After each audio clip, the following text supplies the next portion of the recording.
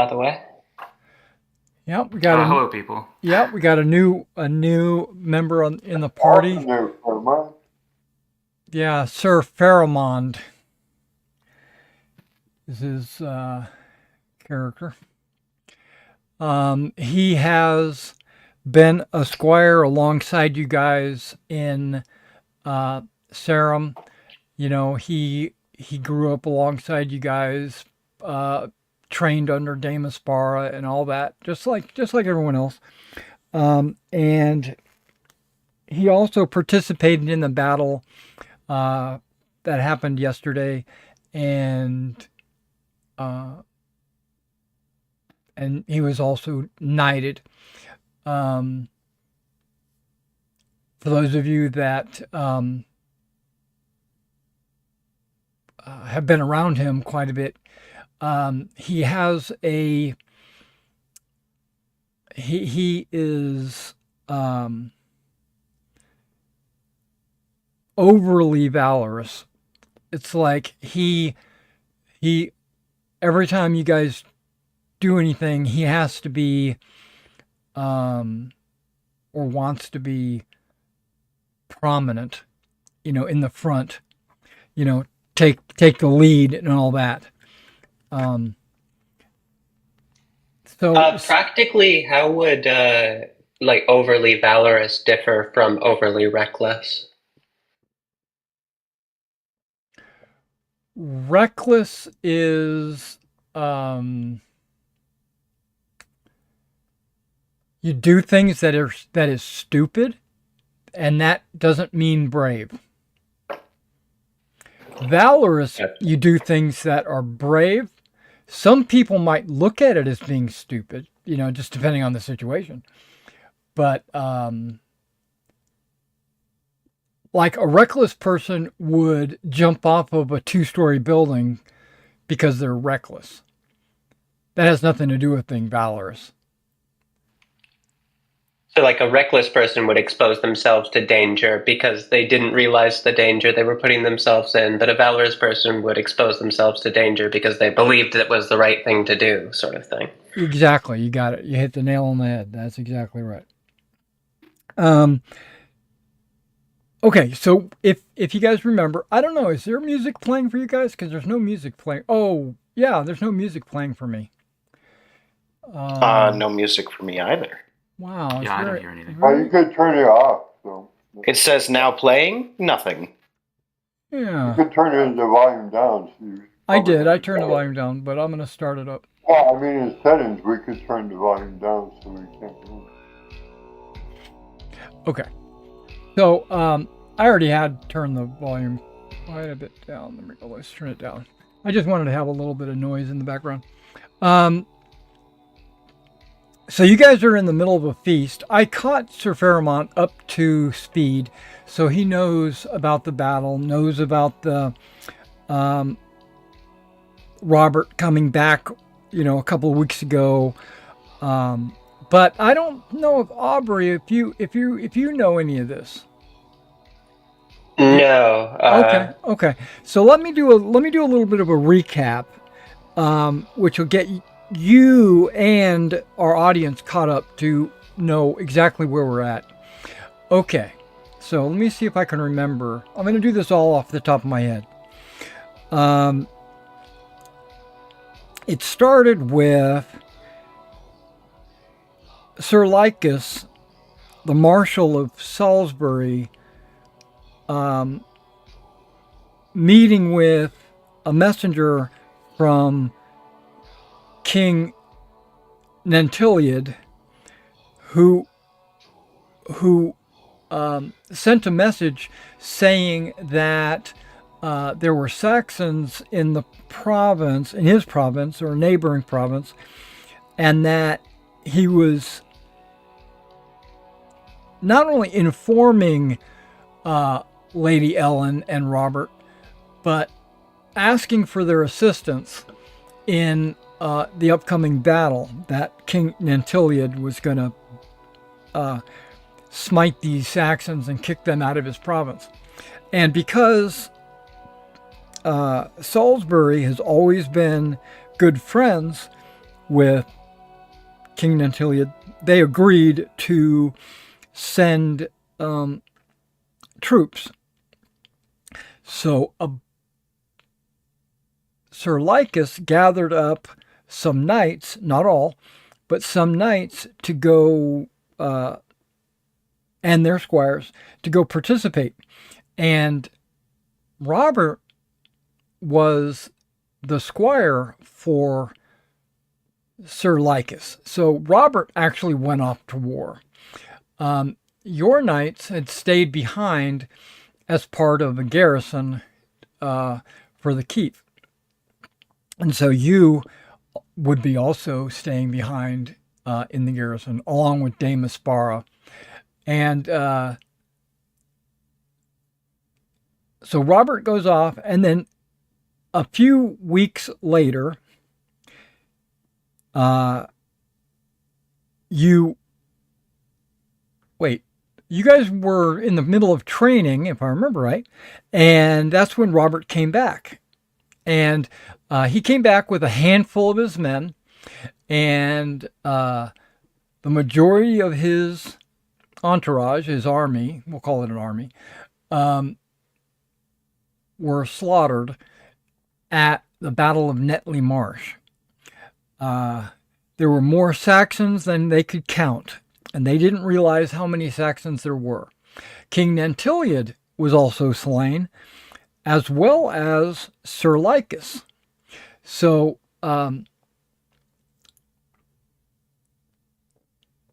there's very few men that came back.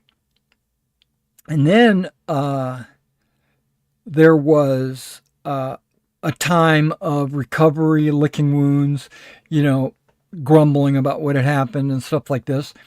And then a message came across to the, if I remember, Aubrey was told to go tell Robert about a village just on, about 5 miles away that was on fire. It was burning. And Robert gathered his remaining knights and squires, which is about maybe a dozen, and rode out to meet the whatever threat it was. Now, this was a big occasion for you as squires, because you were going to battle as like posers of knighthood. So they had put you in chainmail, put you on a war horse, gave you a lance and a sword, and this was all squires normally don't go to war that way. Normally they go to war in a padded gambeson, and when they fight alongside their knight, but more as a assistant and less of an actual combatant. But you do fight, obviously, but you're also like attending your knight. Well, in this case, he was short on knights, so it's kind of like a temporary elevation, and you guys went into battle, and he sent his knights. You encountered about 20 Saxon warriors in this local village. Here, I'm going to switch the map.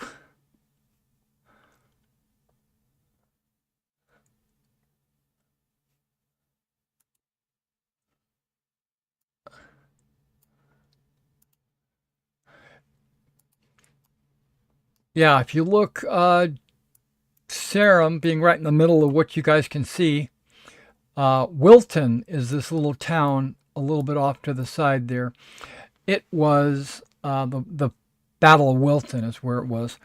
And so you guys went in and let the knight, he held you guys back because the knights had all worked together and they knew exactly what they needed to do. And they charged into the Saxon shield wall.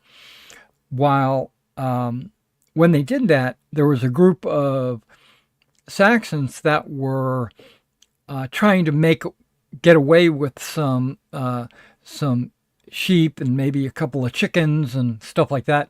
And you guys had spotted them, and Sir Robert led a charge with you guys into these Saxons. And after maybe 3 rounds, it wasn't very long, you had dispatched them. Right? They were put to the lance pretty quickly.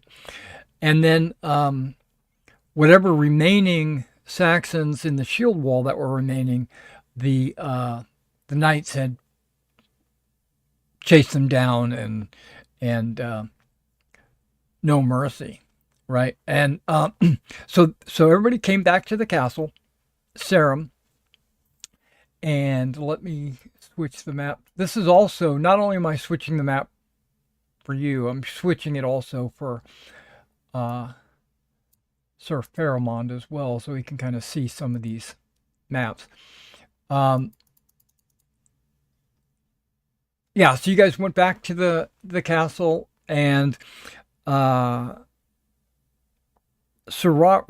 at the time demanded of Dame Aspara that he be knighted immediately, and that he was going to Aubrey, I don't think you were here for any of this, right? No. You were there for right at the beginning of the fight, and then that's when we ended the session, if I remember right. Yeah, just we were charging against the Saxons. Right. Okay. So you actually have to. I'm going to allow you to go through the knighting ceremony. There's a few die rolls that need to be made, but we'll get to that here in just a second. So he identifies a few of the squires that he also wants to be knighted, and by tradition, you would all go to the cathedral and you would sit in silent contemplation of your life, what you did good, what you did bad. Oh, you're back? Yeah, they came back today. I thought it was tomorrow, but it's today. Oh, okay. What's the mess on the floor in here? Ramen noodles?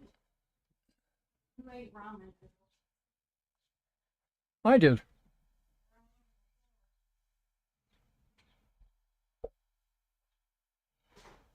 Okay. So the where was that? Okay, the knighting ceremony. Yeah, you're doing silent contemplation. You're taking a vigil, and you have to spend all night in the cathedral on your hands and knees. Basically. Now you could either be praying, or you could be just thinking about what your life, or it's really up to each individual knight how they go about their vigil. So now, Aubrey, this is something you're gonna a decision you need to make. Are you going through the motions just because it's part of tradition? It's what's expected of you, or are you actually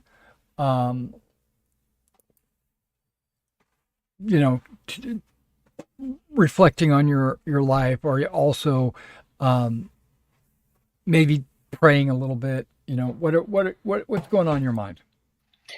Well, Aubrey has a spiritual of 18, so he is very God-fearing, and so he is for real praying and concerned with whether or not he has truly earned this honor. And but he spent more than a few nights in the chapel, so he's used to this, but he's really given it his all. Okay, that sounds good. Now, I noticed that you already have a check on spiritual, but you would receive another one if you could, but you can't. So, now,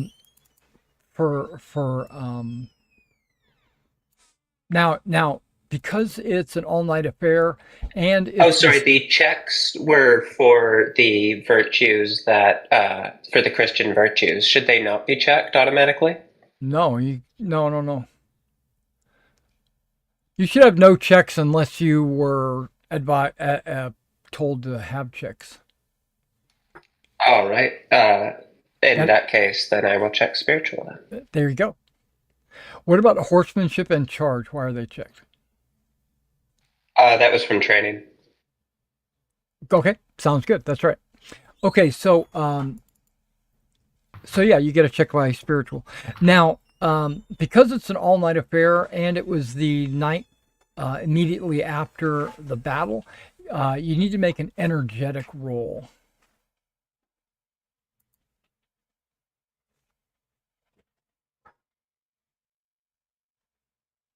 Okay, and because you succeed, you can go ahead and put a check by energetic, and basically means that you were able to stay awake all night. And you notice that there's a couple of others in your group that dozed off during this time, but because it's individual, it's an individual experience. It would be rude to either wake them up or make any A noise. couple of things in the freezer. So you, I could be having a prophetic dream for all you know. that's right. That's a good save. And okay, so after the vigil, you were brought back to the keep where Dame Aspara, probably one of the best knights in the keep, knights Sir Robert. And then he immediately turns around and takes responsibility and knights you. Okay, so as soon as he knights you, you immediately get 1,000 glory. So if you want to add that to your character sheet. And because Sir Robert is the one knighting you, you get an additional 40 glory just because it's him.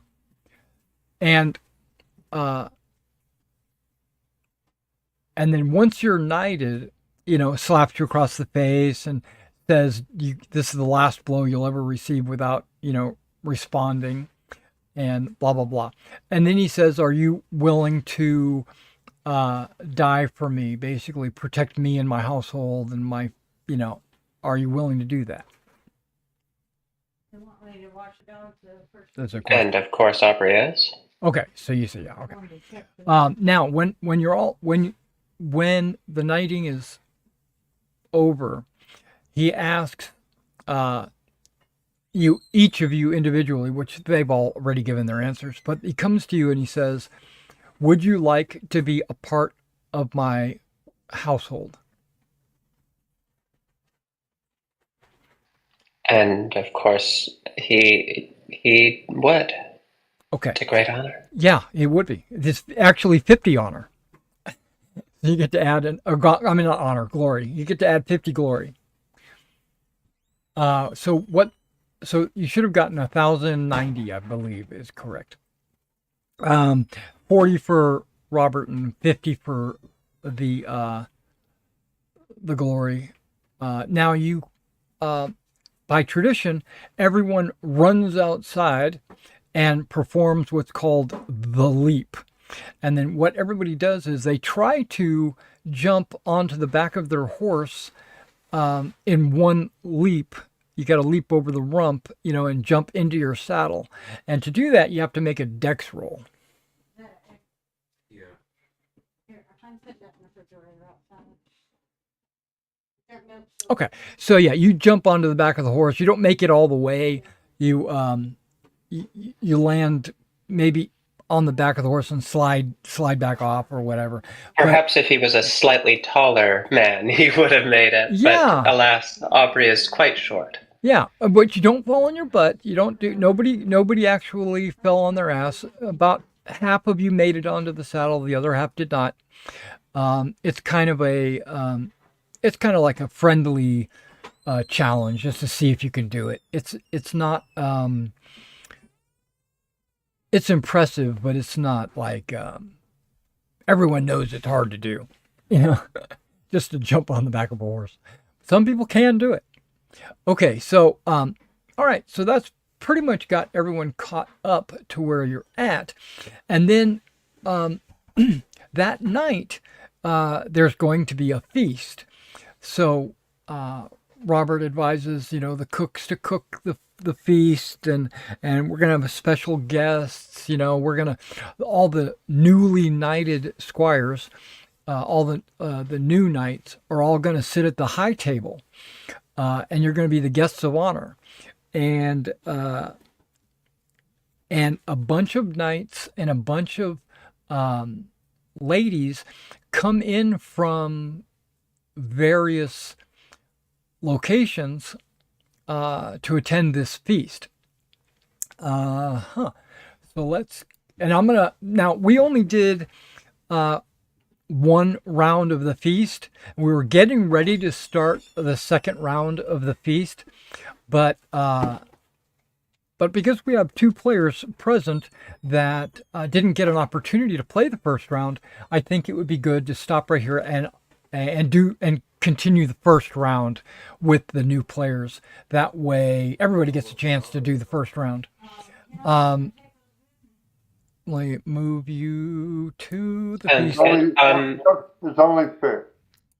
you mentioned that our special items would be given out by Lord Robert. Has he given those out? I only Yes. asked because mine affects feasts. Okay, so Yeah. he has his giant bone cutlery set. Now, you Nice. got more than that, actually. Derek will give you a list later.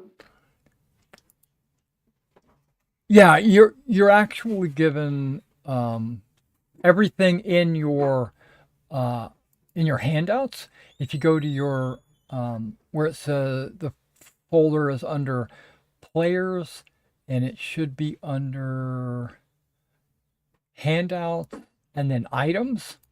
The first thing should be called nightly gear. You're given all of that as well. And 4 horses. And 4 horses, yeah. But we won't worry about that right now. That is stuff that Robert expects you to maintain and keep in good working order. But if you lose something or something's broken or something like that, Robert will replace it. That is like his obligation to you. He will make sure that you are fully equipped all the time. If it becomes a problem, like you keep losing your sword or something like that, well, then you might have words. But right now, everything's good to go. Okay, so let me add a couple. I don't know. You guys should be on a feast table, Oh yeah, bottom of his line. page, and over on the right should be the feast record.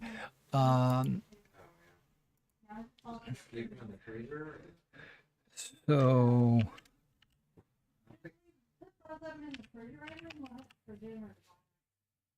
okay, there we go. I don't know why that went like that. Okay. There we go. Aubrey, I'm giving you a line. Your feast gear gives you what kind of geniality? Gives you a +1? +2. Oh, okay. So, because you're on the high table, you also get another +2. This is all going to be, I'm going to put it all on the seating table, so you won't have to necessarily worry about all that. It'll be there. And then because of your clothing, now that Robert has provided you with fancy courtly clothing, that gives you an additional +1. Okay. And in addition to this, there is, let me pull up my DM book. There we go. We also need to know what your current appearance is with those modifiers. So, what's your appearance? Do you mean geniality or appearance? Your appearance. What is your appearance with the geniality modifiers? So that's so it's +5, 2 from the equipment, 2 from the high table, and 1 from the clothing. Right. If you're looking So on 20 if you're is looking, the appearance. okay. Okay. Can get a new book out. So 20. Been on pre-order. And what is your glory currently? So I don't know what happened there because it didn't for somehow it hadn't been filled in, and I remember looking it up, but I couldn't find it here. So what was everybody else's glory? Like what would be the starting glory? You have a total glory of Put it on the counter. So 1081. Is that what I'm looking at on your character sheet? That wouldn't be right because 1090 is just this session, but I think it was something around 2000 originally, so it would now be like 3090 or. That's what well, you have current glory on your character sheet as 3090. Yeah, I just added 2000 to that. Sorry. And So I can audit it afterwards, but I think 3090 if 2000 is a reasonable starting one. yeah, it's based on die rolls. We rolled a bunch of dice and you determined what your glory was based on those die rolls. You get your parents have glory, and then that's divided by 4, and you get 1/4 of their glory. Yeah. There's a point where you guys were making the character where you rolled 3,400 divided by 4. Okay, so that would make his starting glory 850. If that was the roll. 850, and then he had and then for his attributes. So I can figure this out in 1 minute. do it. Okay. I think Saturday's supposed to be a nice day. Were we all supposed to get +1 for clothing? I don't understand what you just said. Aubrey got +1 for clothing, though. We didn't get that. You did. You did. I don't see it, man. Yeah, I added all your modifiers together and I put it on the sheet.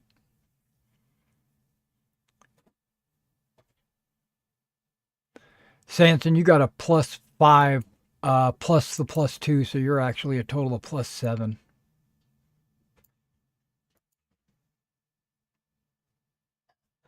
Yeah, because my family glory was 4,200, and so I started right about 1,000. Right. And if this is your family glory roll, then you had 3,400 for them, so similar place to me. Yeah, that sounds about right. Plus the 1,000 for the being knighted and all that. Yeah.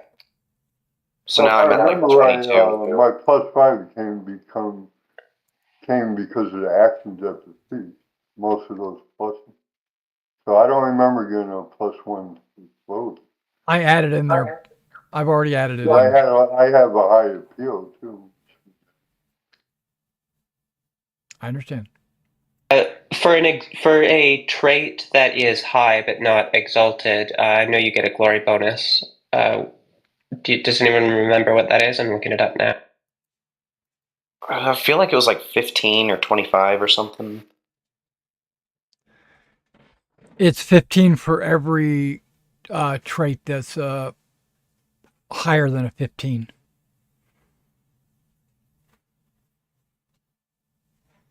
It's 25 if it's exalted, which means it has to be higher than 20. It's impossible to get an exalted in character creation. I've got an 18 temperate. That's pretty good. I'm very good about moderation, I guess. That's 910 plus 190, so 2,000 glory. It's looking like is Aubrey's glory right now. Okay. Yeah, that seems reasonable. That gives you another +1. Okay, so let me just add that in for you. There you go. And Oh, he also got 10 glory from training, so it's 2010. all right, it's up to 2,999, so we're good. Yeah, I guess that's better than being 2,000 and late. that's right. So your appearance is actually 21 because of the it's actually +6. And you said you have a 15? Yes, so that would be 21, yeah. So you actually will draw the most cards. You'll actually draw 4 cards. Of course I put a 3. Okay. And then now I'm gonna put you on a different line. Paramount. What? Okay, you're getting +2 for the high table, right? And what is your glory? It is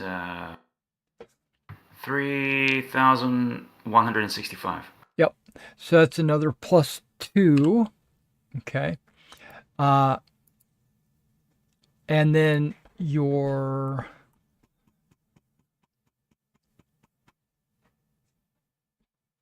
something. Hold on. Oh, right. Plus your clothes, that's +1. And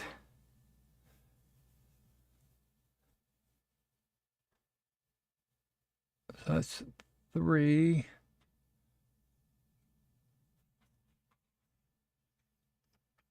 Where am I getting?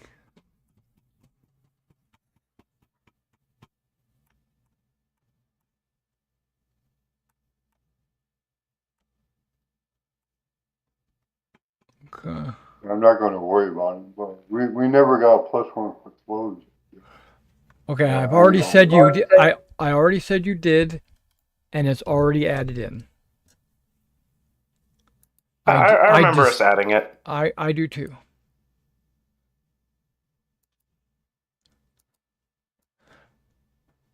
Okay, so what is your appearance +5? It is appearance is 13 plus 5, 18. 18, okay. All this is doing is determining how many cards you draw. So all this does for you. Sweet. Is that like events or something? It is. It is. Gotcha.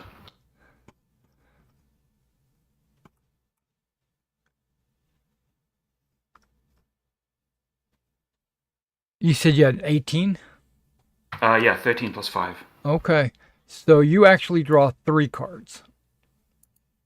Sweet. Okay. And Sanson and Gwyneth will rejigger yours. Well, we can do it now because we've already got your numbers. So Sanson, what's your appearance +7?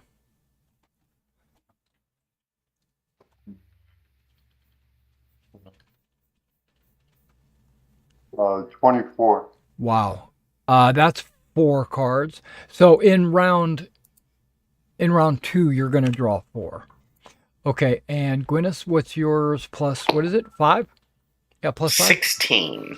16. That's also... I lost a lot of appearance to my fur. That's 3. Okay, so you'll be drawing 3 cards. Okay, all right, so we're good to go. That's something the other squires should know. I'm covered in thick fur. Yeah, I think everyone knows. I made it a point to tell Faramond. Yeah. We don't think he's a demon, but we can't be sure yet. Even I'm not sure. I was born in a sewer.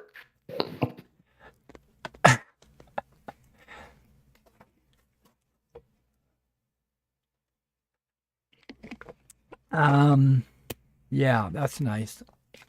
Okay. So, we're only going to do finishing up with round 1. So we're going to do Aubrey first. Now, the way this works is I have a PDF, right? And this PDF has all the feast cards. And I went to print this today. I was going to cut it out and I was going to actually draw cards, but for some reason this PDF won't print. I couldn't figure out how to get it to print. So we're going to do it like we did the last time, and that is we're going to roll a D72 because there's 72 events, and you can't roll a 21 or a 35 because those cards were already drawn. When you get this card, 27. Okay. When you get this card, you can decide to keep it or roll again. And you can roll again up to 4 times. When you get to the 4th one, if you don't want it, it's too bad, you have to take it. But you might want to take the first one. And if that's the case, then we don't need to continue to roll. Okay, so 27. Is that 4 rerolls for each roll, or is that 4 rerolls for all 4 rolls? Like shared? I don't understand the question. Aren't I drawing 4 cards? So each time I draw a card, I can re-roll it 4 times? Right, you get to keep 1 card. You have to draw 1 card at a time. Oh, okay. So the fact that 4 means okay. I don't get 4 cards. I just get 4 rerolls. Right. That's correct. 3 rerolls. Yeah, it winds up being the 4th card. Yeah. Okay. 1, 2, 3. This should be pretty straightforward. It should be this one right here. Okay. So the card you drew is called Great Deeds. And it is up to you to decide to do it or not. What this is some, if you take the card, the knights are going to ask you to expound upon your great deeds.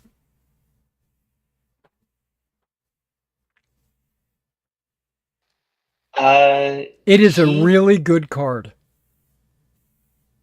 I just wanted to say that. I'm not giving you any details. Yeah, it does sound good, but does he have any real great deeds to brag about? You just came out of a battle. You don't remember this, but you actually killed a Saxon. You ran him down with your lance, and you killed him. And he was clearly a gigantic Saxon, right? Like huge. That would be a decision on whether or not, because there is a decision that needs to be made when you tell this story. Okay, he will take the Great Deeds card. Okay, there you go. So the decision is, are you going to be modest or are you going to be proud? Several knights ask you to tell of your great deeds. Let's see. Well, he is more modest than proud. How about he makes a modest roll to see if his modesty or pride takes over? This is the decision. Are you being modest or are you being proud? Not whether you roll or not. This is a decision. He will be modest. Okay. Because that's what a good Christian knight would be. Okay, now you have to roll modest. So roll modest and you get a failure. So a modest success would have got you something. A proud success would have got you something.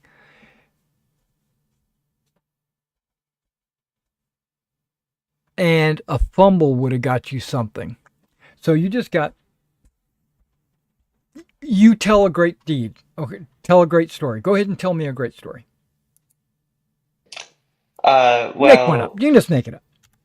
Yeah, like Aubrey has always had a bit of a chip on his shoulder because he's meant to be like he's a warrior, he's a knight, but he's also rather small, and so he can't help but make it. But you don't have to. You don't during have his to. battle. You don't have to explain yourself. Tell me a great story.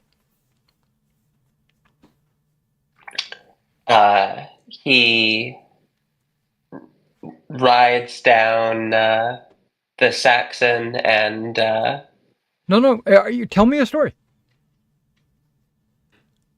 Don't narrate. Role play. Tell me a story. What would your character say? Say it. Yeah. You probably will start it with I. Release the inner bard. That's right. I did this. I saw the Saxon there in the field. His beard was red. Okay. And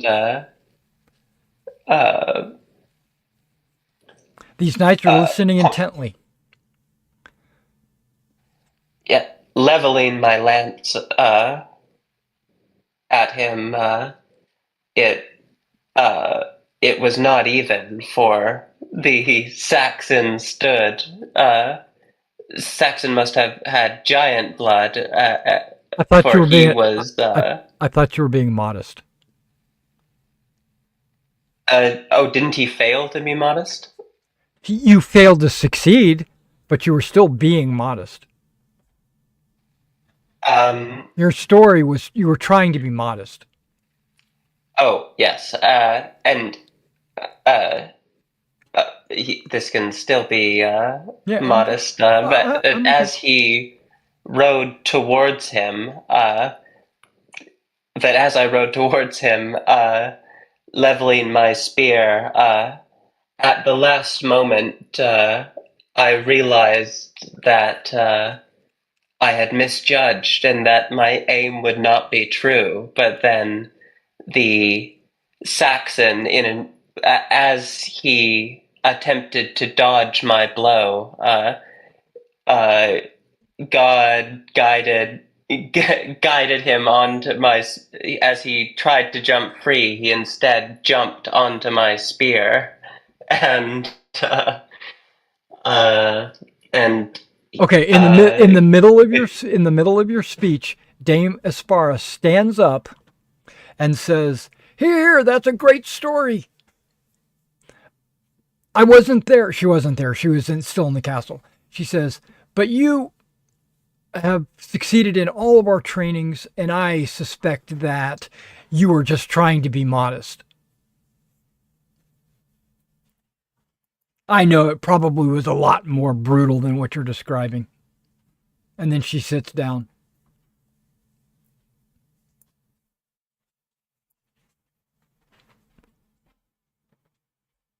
So you just silence up? You just be quiet? Okay.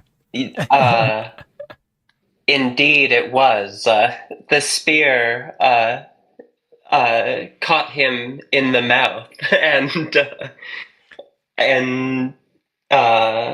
with a Okay. sickening crunch, Okay, it when you it say came that, apart. when you say that, Lady Gale, you can recognize that she's, I don't know if you can see, she's right there. She is visibly disgusted by what you're saying.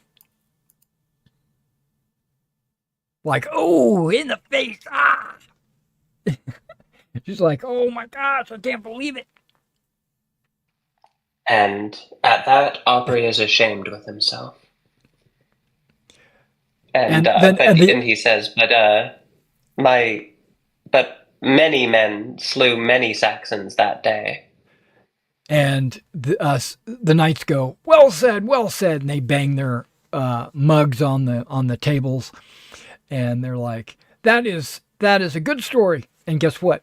Believe it or not, even with the failure, you get a +2 on your genealogy for the next round. Okay. Yeah. Which will bring you up to what? 23. 23. Okay, you still get 4. Okay. So you will get 4. And they really they dug the story. They didn't expect much from you. I mean, you're a brand new knight. You know, you just started out. Okay. So, but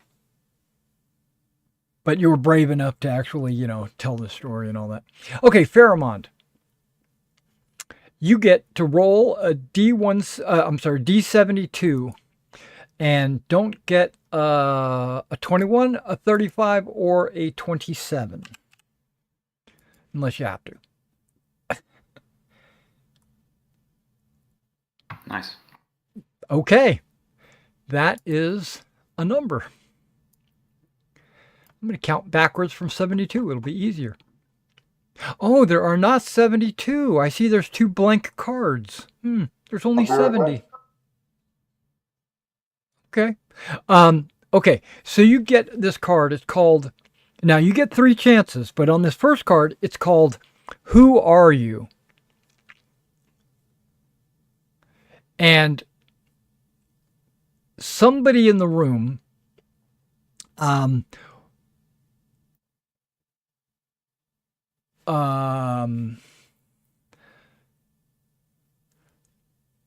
not just somebody.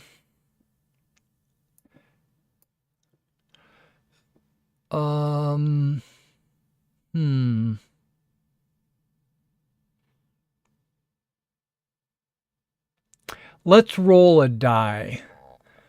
Roll a die. It's going to be 1, 2, 3, 4, 5, or a 6. So a D6. D6. 3. A 3. So Lady Marin. Okay, you might see her right there. Lady Marin approaches you in the feast. Now, understand that this is not a static event. You're not glued to your chairs. People are getting up, walking around, mingling. They're in the middle of eating or drinking. There's little conversations going on the sides and stuff like that. And Lady Marin actually makes it a point to approach you and pull you off to the side if you want to keep that card. Okay, so I can't. I don't know what happens until I keep the card. Right. Gotcha. Or you can move on. You want to reroll? Okay. Yeah, I'll try a reroll. Okay. So is that rolling a D70 or 72 again? D70. Gotcha. A 3. 3. Okay.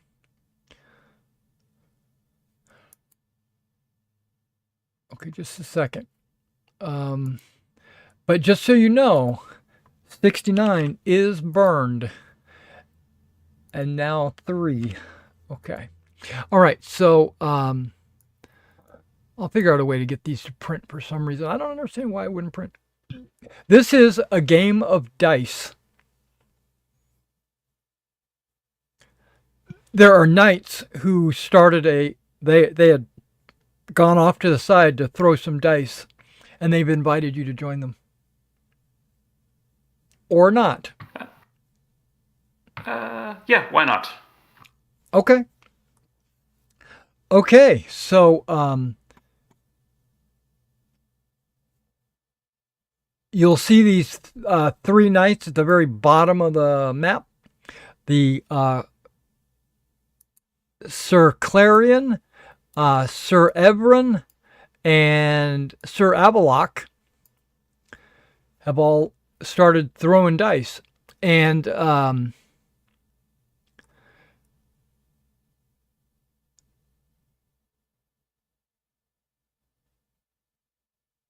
you have a skill called gaming, and you need to make a die roll.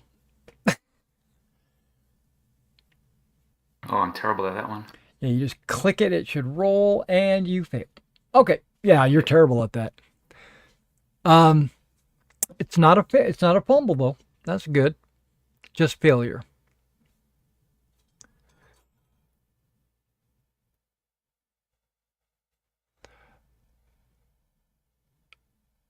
Okay. So, your money is actually going to go into the negatives, because the reason why I say that is because you have 0 money on you, right? But you're expecting at the end of this year, which is only a couple of months away, to be paid, and so that's what you're gambling with. You're gambling with your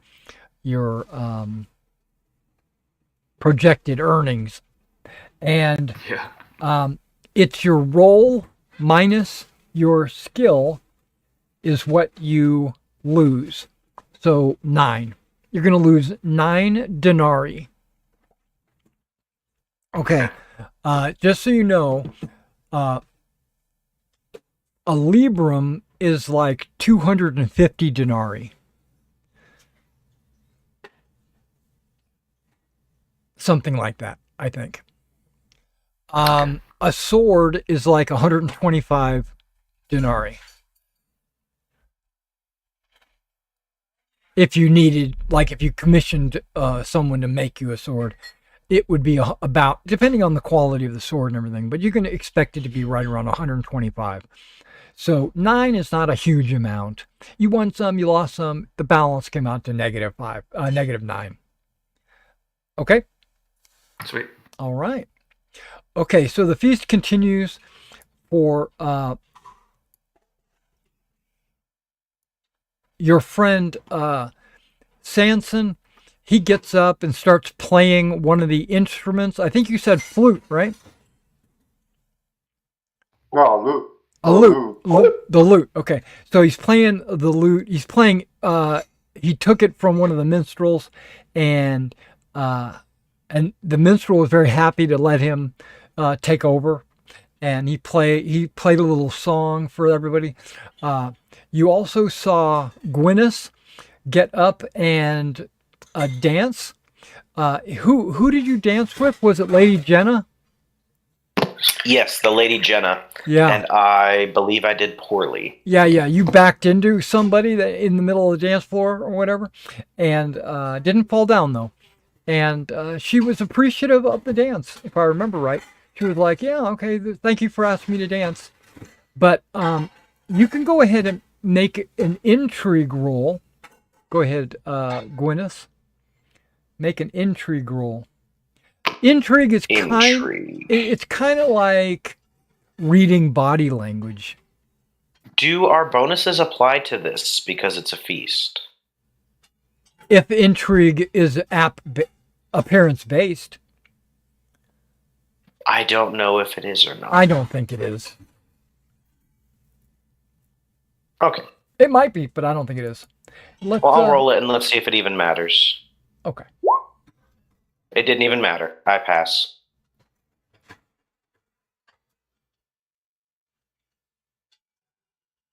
I didn't need to raise my threshold. Right. Well, if you had a plus, I don't know, 20, It would have helped. Yeah, it might have crit. No, she was only being polite. You could tell that she knows that she's a hot commodity.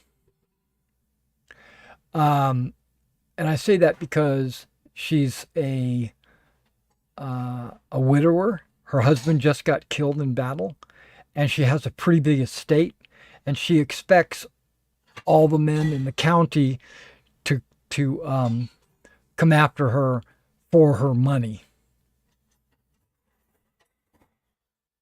I'm not just after the money.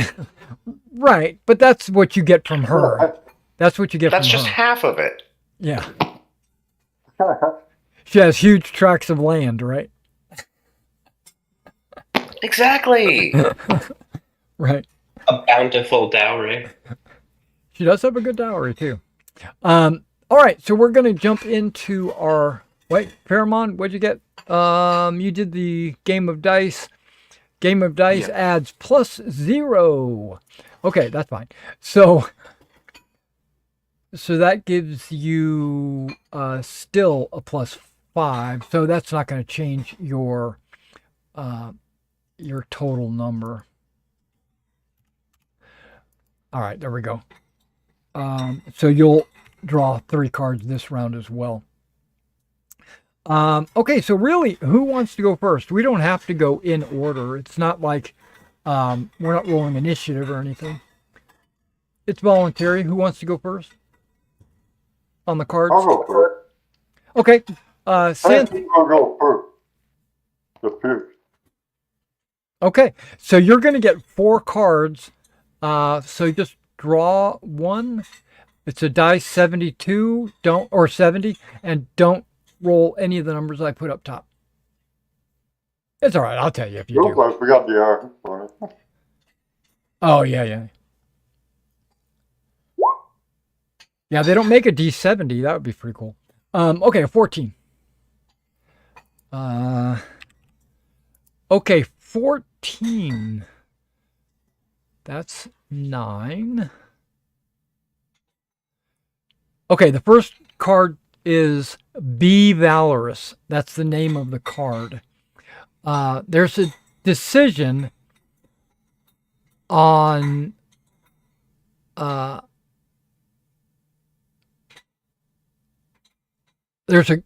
knights are talking about what's the difference between valorous and reckless.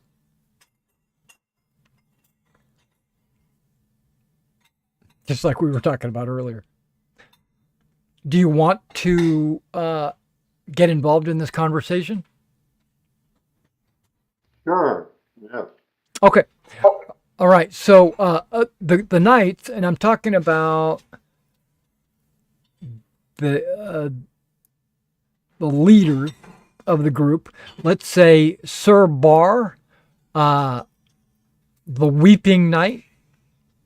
Right? He's now what, the champion? No, he's the champion. Wait a second. Damon Spara just became the marshal, if I'm right. And Leo is the new champion. Who's Sir Bar? What did he become? Do you guys remember? Oh my gosh, I can't remember.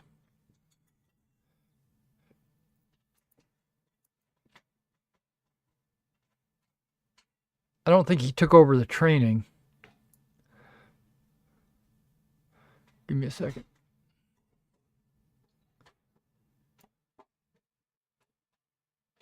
Okay, Sir Leo is the champion. Damaspara became the marshal. And Sir Bar is the Castilian of the Castle on the Rock. Okay. Yeah, so those 3, the top 3 there, they are conversing about the difference between valorous and reckless. And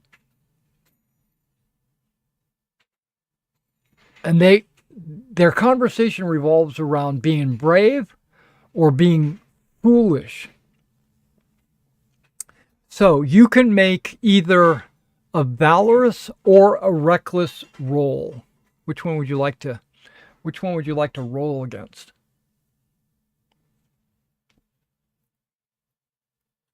I think I'm more reckless. It's up to you. Yeah, I'm definitely more reckless. Yeah, the whatever you roll on is what, because they give different results.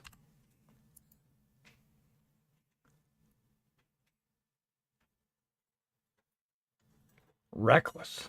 Success. Okay.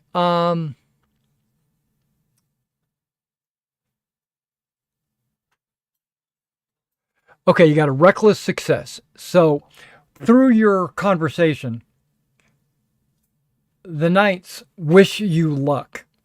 They say things like, "Well, I hope your recklessness won't get you killed." And it actually earned you a -2 geniality. But the card itself gives you a +2 geniality, so it'll be a wash.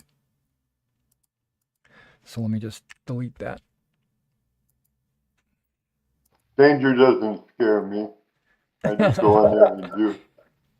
They're like, The oh, hell with man, the consequence. he's gonna be reckless. He's gonna get himself killed. Okay. Oh, very good. Okay, who wants to go next? Okay. Okay. Who's that, Gwyneth? Yes. Okay. So you get 25. Yep, you're going to get 3 cards, Excellent. potentially. 25, you said.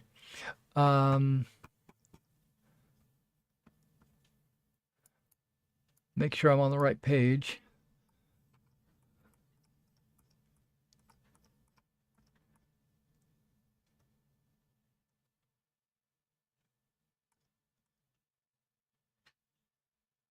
No test. Okay. The name of the card is called Gentle Woman. Yeah. Sounds like me. Give me a D6 roll. 1. It is actually Lady Gale. She's going to interact with you in some way. Good luck.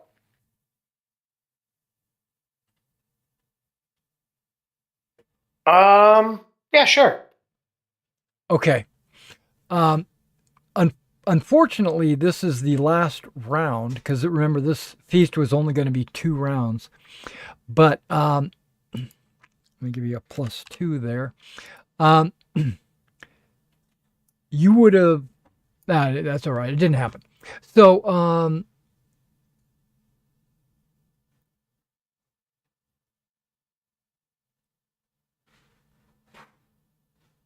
change your clothing. What? Hold on. So she takes a shine to you, if you want to call that. She she like engages you in conversation. How's it going? I heard you just got knighted. I'm very proud of you. You must be one, you look like you're a little rough around the edges. I like that. Is that a pun?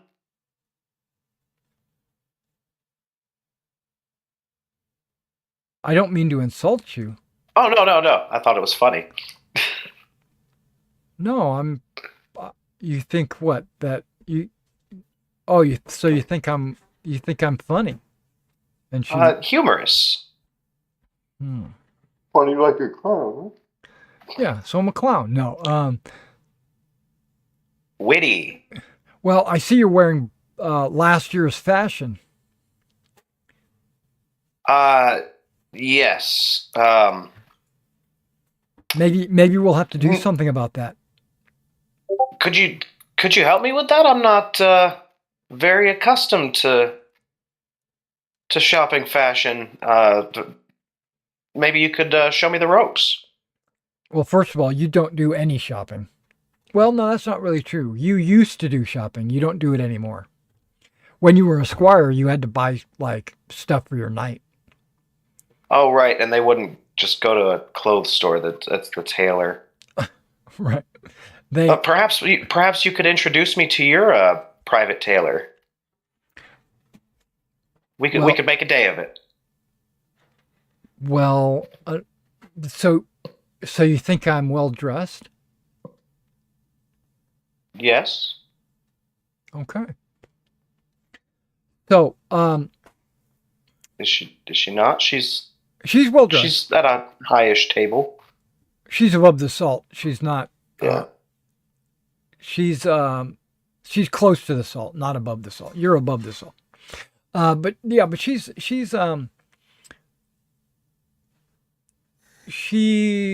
coming on to you. Not in any kind of sexual way, not like, well, it can be, but that's not the intent. She just, smiling, blinking her eyes, trying to get you to. She pulls you to the side whenever whenever there's an opportunity. She'll pull you to the side and start talking about the weather or the sky or horses or, basically just anything that she can think of. I'm game. I kind of struck out pretty bad publicly a minute ago. Okay, so there's a question here. Yes. What's your intentions? This is not her question for you. This is the game master. Right now, probably just. Because you can develop a new passion if you want. You can have an adoration, Lady Gale. Okay. If you want.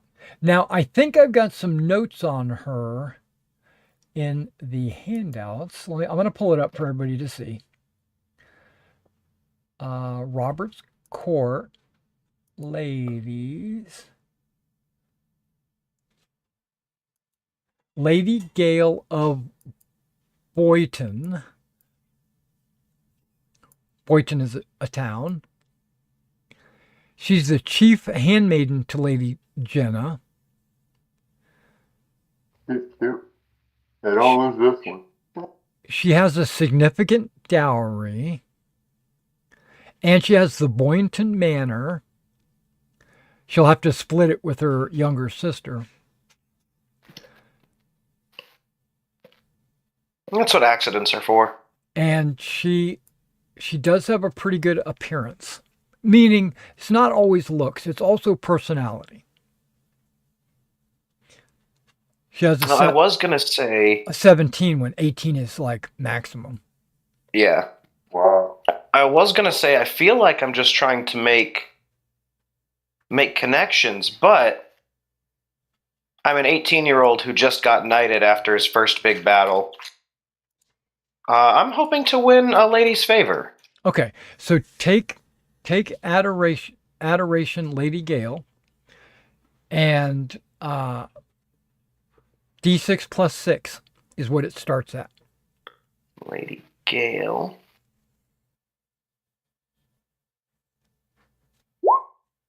Uh, 10. He's in, lads. Perfect. She there's no she doesn't hug you. She doesn't give you a handy or anything like that. But she does offer her hand to be kissed. Yeah, I'll do a fancy little bow and kiss her hand. Okay. Trying to be charming. Right. Now, are you going to let her know that you have serious intentions, or are you going to, it's a little too soon, you just, It's a little too soon. Yeah, you just got here. Okay, I got it. Okay. I'm not reckless. Right.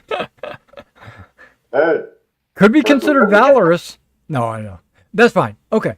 So just know that Lady Gale is on the market. and she's shopping. Actually, I am kind of reckless. Well, the way they used to do it back then is says, "Can I call on you?" That means spend time with you. I know better than to make life decisions while I'm half drunk. Okay. Now, I haven't made anybody make any intoxication rolls, so you're still good. I said half. All right, so we'll move on. Yeah, nothing serious yet. That's for the second date. That did give you a +2 on your geniality, Ooh. but there's not any more rounds. This is the end. I've already put it on there. At the end, we're going to total up what everybody's totals are. But who wants to go next? We got Aubrey and Pheromond. I went before Pheromond last time, so would you like to go first, Pheromond? Yeah, sure. Okay, it is a D70.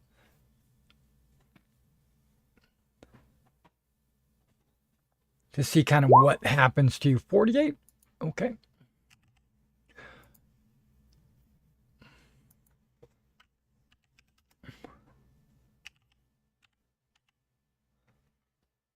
It should be straightforward. Okay.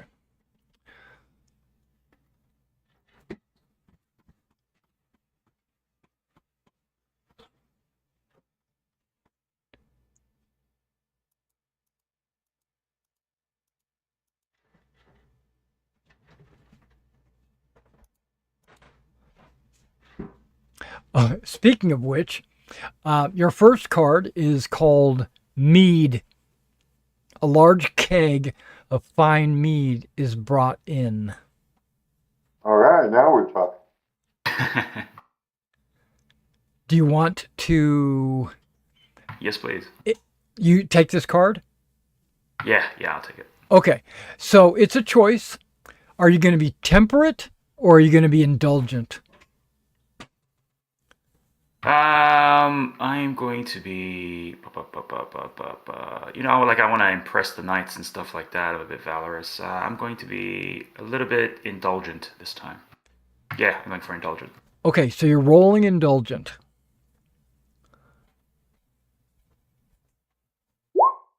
Yay.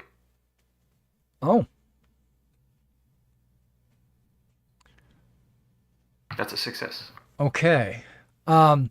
It says that your drunkenness increases 1 level. Okay, so plus you get a point. So let me, because drunkenness is in the new book. Give me a second.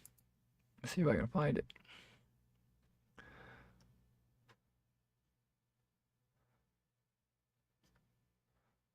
Intoxication. Here we go.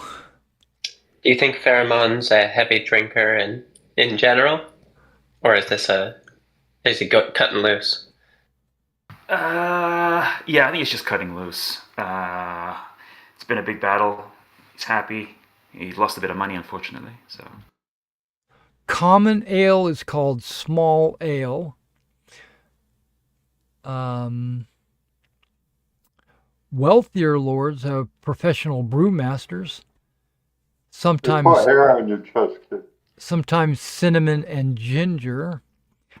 Intoxication results.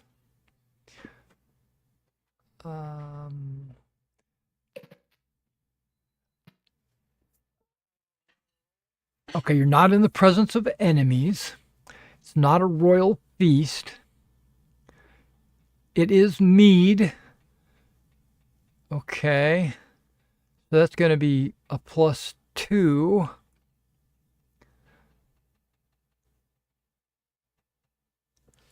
Okay, but you're good.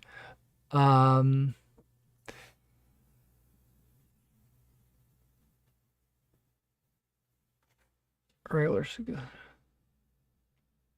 Okay, you are considered drunk.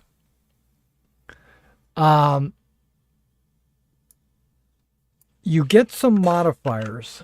I'm going to put them in chat just so you can see what those modifiers are.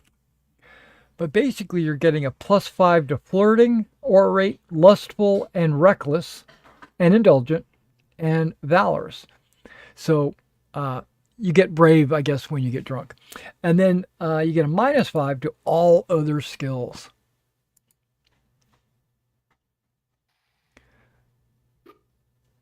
So just FYI, if you need to make any more die rolls. Okay, so this is only for like if anything happens at the feast now while I'm drunk, right? If it'll wear off, it just depending on your activity level.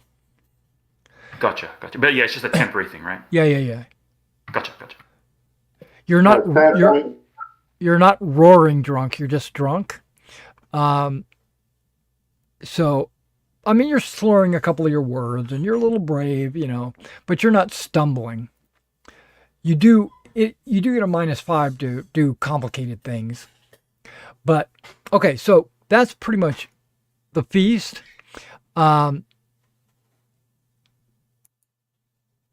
Now, at the end of the feast, something happens. Oh, Aubrey hasn't rolled. Oh, haven't you? Oh, I guess not. Okay. Well, then let's do that before we go to the end of the feast. So is it a 69? It's 70. Just roll a d70.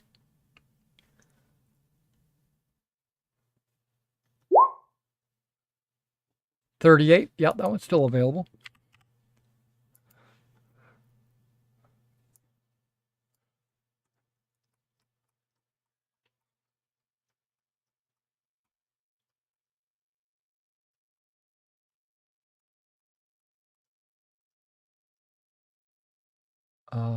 Okay. Okay, so the people at the head table become quite heated. The name of the card is Inflamed Passions. You can either take it or roll again.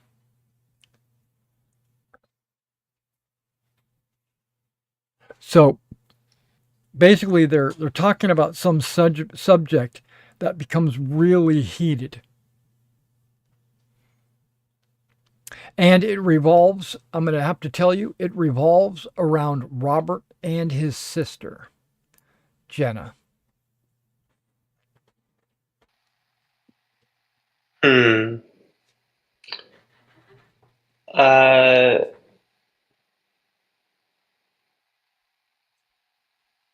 it involves the Duke, so it's a good opportunity to suck up to him. Let's. It basically the card is giving you an opportunity to take sides or to calm them down.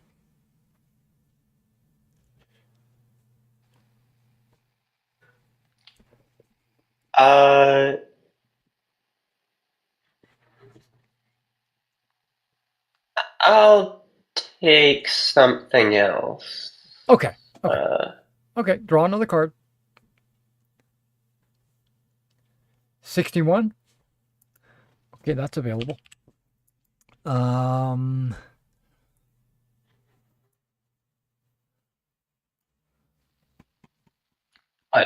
Just this little pipsqueak is gonna get in the middle of some knights. The day he's knighted. Well, Robert just got knighted too, so and Jenna, she's got huge tracts of land. Sorry. Okay.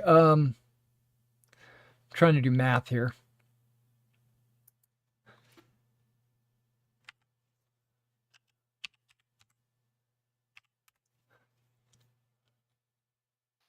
You know what? I'll take the first one since I can't. don't know what the second one is. You can't go back.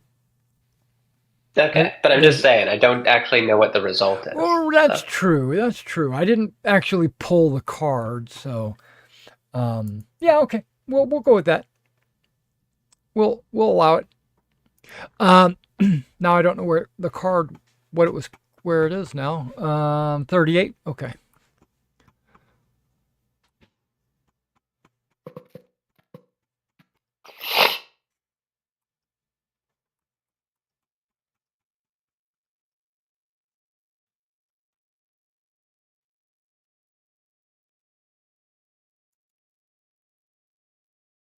It was inflamed passions, if I remember right. Okay. Correct. Sounds like a job for temperateness. Except temperate is not an option. Are you going to take sides, which is reckless, or are you going to be prudent and try to break them up? What they're arguing about. So this is your decision to, so you know what they're talking about. Basically, they were whispering to each other, and and you could tell that Robert is kind of okay with it at the beginning of their conversation, and then it kind of turned into you can't tell me what to do kind of thing. And then Lady Jenna says, I will date who I want to date. You can't tell me who I have to date. Which he actually can, because he's the Count of Salisbury. I'm older than you. And he's saying, well, if I wanted to, I could tell you who you had to marry. And she's like, no, you can't do that. But you know him long enough that he would never try to tell her who to marry. But the argument is he could if he wanted to. Yeah, I think, and his father is dead, right? So he's also the head of the household. That is right? correct. That's right. That's right. Yeah, The mom so is Aubrey will. the mom is there, but she's the countess. But as soon as he became a knight, he took over as the lord. Yeah, so Aubrey will side with his liege and point out that he is the head of the household, and Okay. that Believe it or not, this is a reckless role. You forget yourself. oh, Yes, that's great. You did not get a critical success or a success, because a fumble does nothing for you. Yeah, so it's not a penalty to fumble. So, because you're fumbling your words, so it's almost like you're not being reckless. And they just look at you like you've had one too many to drink, which gives you a +0 on your final geniality bonus. I Okay. think he makes the point about Robert being the head of the household, and then sort of backtracks and goes, but of course you should choose you one that agrees with you, but of course he wouldn't have to if he wanted to, but he would, and that sort of stuff. I need you to make an intrigue roll. Now, you did not become drunk, so you're not going to get a minus. Just go straight up intrigue.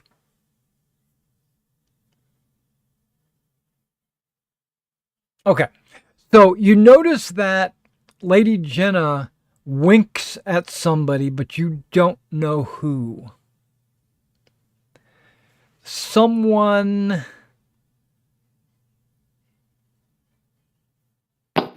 Is it me?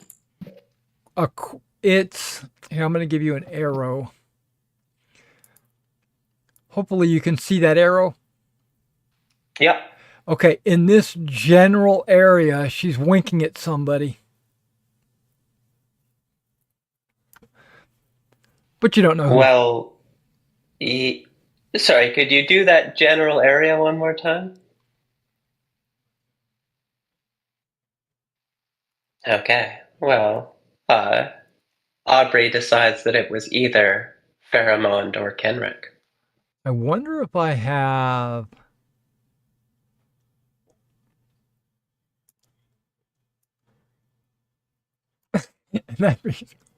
Yeah. Exactly. That's what I was looking for. Where is that? I was looking for that. When you go to do the measure, if you look at the top left of its little window, it says line. I You can got select square, circle, beam. Okay. It could be a woman too. Oh no, surely not. That's sin. Well, it happened. It happened since the beginning. Yeah, it happens, but that's against religion. How dare you accuse the sister of our liege lord of such behavior? That's right. Okay, so let me jump to the end of the feast because you don't know who it was, but you suspect it could be Pharamond or Kenrick. But you failed your entry. She might have been looking the other way. You don't even know. Probably not though. I was right there. Why am I forced departure? No, that's not it.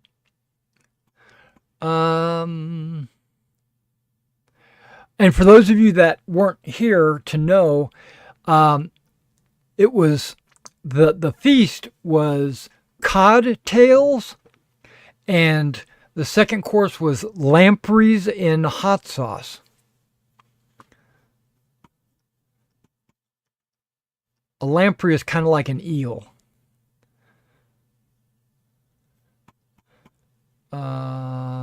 Okay, the event cards.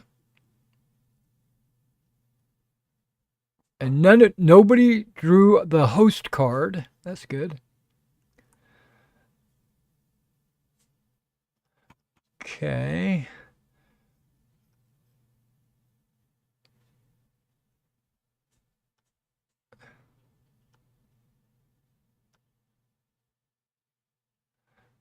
Okay.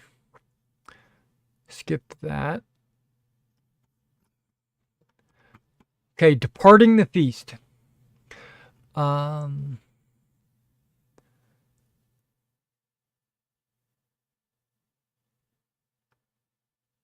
Yeah, if for whatever reason you wanted to leave the feast before it was over, you would have had to ask permission to leave. Or sometimes if you do something that is considered, against the Lord, he might ask you to leave. Okay, once the last round of the feast has taken place, a trumpet fanfare sounds, marking the formal end of the feast. Total up the geniality gained from the feast events, not counting your starting geniality. So, the feast events. Oh, I combined them in round one.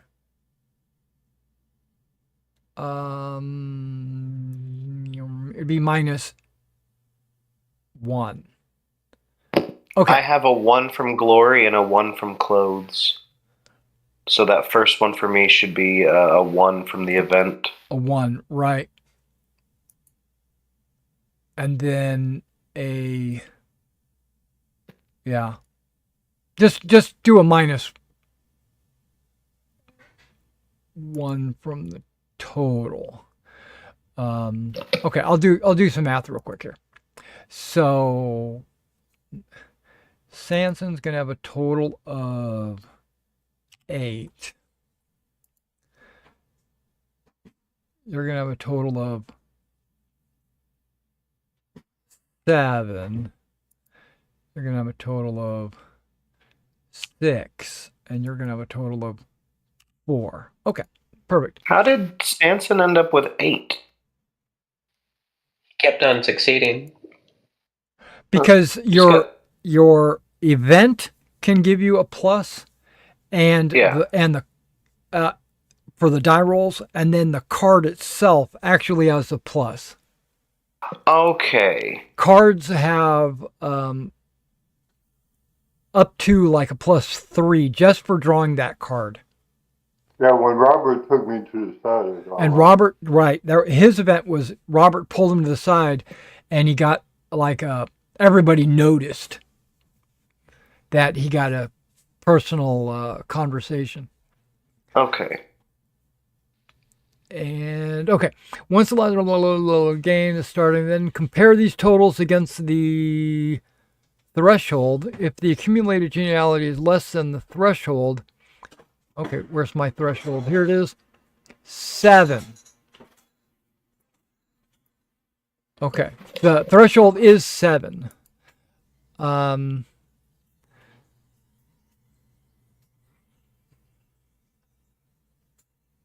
If the geniality is less than the required threshold, you gain glory equal to your appeal plus the geniality score.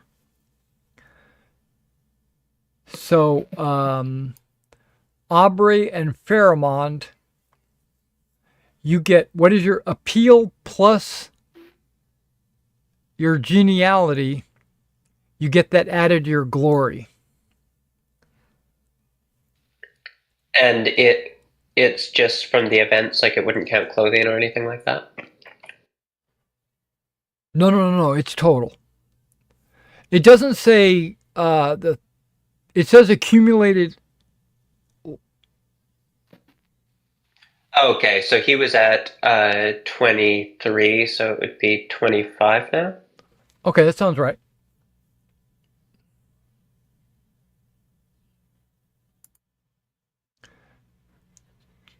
Pharamond gets a 1, 2, 3, 4, 5, 6, 7, 8. You get plus 8 to your appeal, so you would, whatever that is, Okay, so that's add that 13 plus the 8. So 21. And Right. then I add 21 to my glory. to your glory. That's right. Sweet. Because feasting is a glorious affair. But those of you, Gwyneth and Sanson, that exceeded or met the amount, less than, you get that, multiply. Oh, I'm sorry. Times 2. So, whatever it was that you just added, double it. For Pharamond? Yeah. Both Oh, sorry. Aubrey and Pharamond. Nice. Now, if you meet or exceed the threshold, you get 25 glory.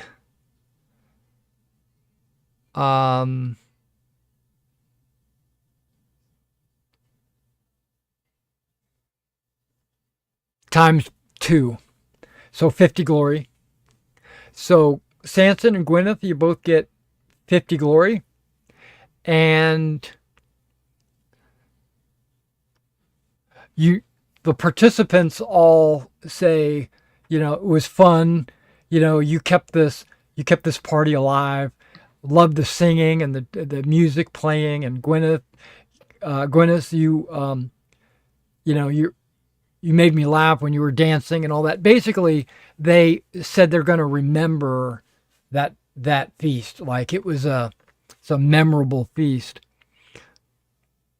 Now, if more than one character beats the threshold, you have to fight it out. No, you don't. Okay.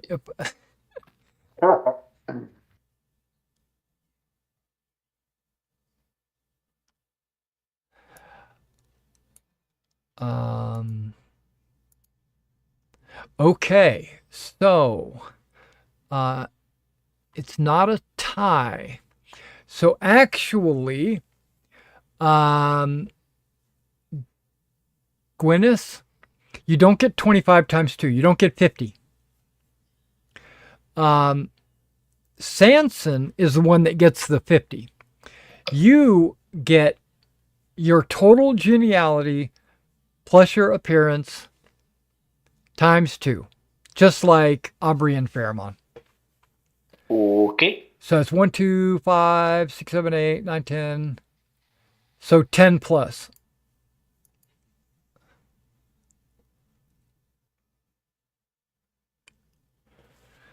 Because it only goes to the highest. Okay. Yeah.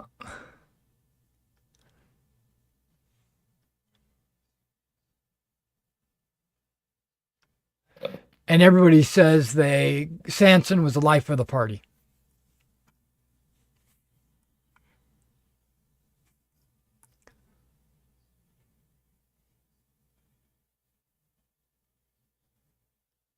I have to show you this picture. Oh, it's in the DMG. It's not a... I can create it. I can create a. I can copy it. Give me a second. I got to show you this picture. Let me take a snippet of it. Well, pagans know how to party.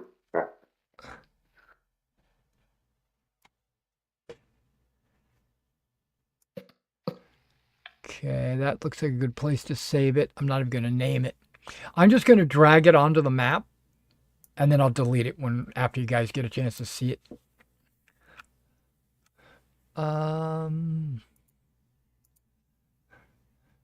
Let me find there it is. Look at this ridiculous picture. It's still loading. This is under feasting.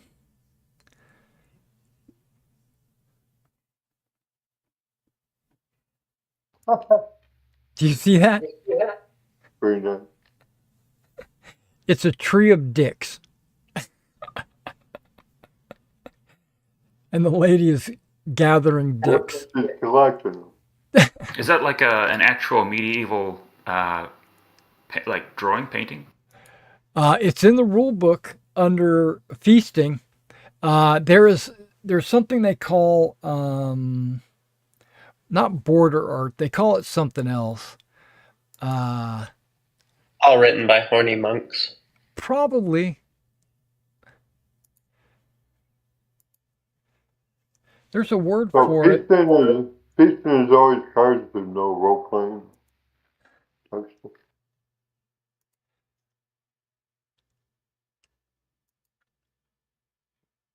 There was also a meme of snails in those sort of art where it comes up a lot, like snails of quite large size indeed, like fighting rabbit knights and stuff. They essentially just got very, very bored, just writing copies of things all day, and so mix it up with some doodles. Yeah, the name of it is marginalia. So things that are like in the margins.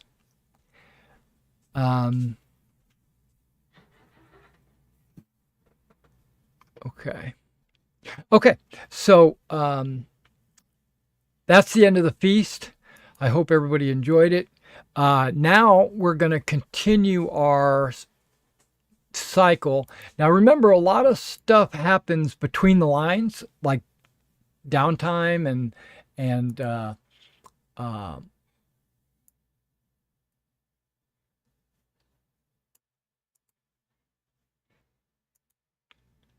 just maintenance and stuff like that. I need to expand this. I think what I'm going to do is get rid of the dynamic lighting.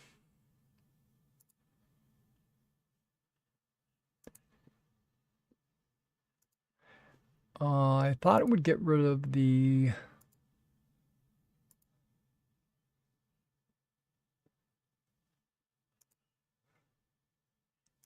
I'm going to reset the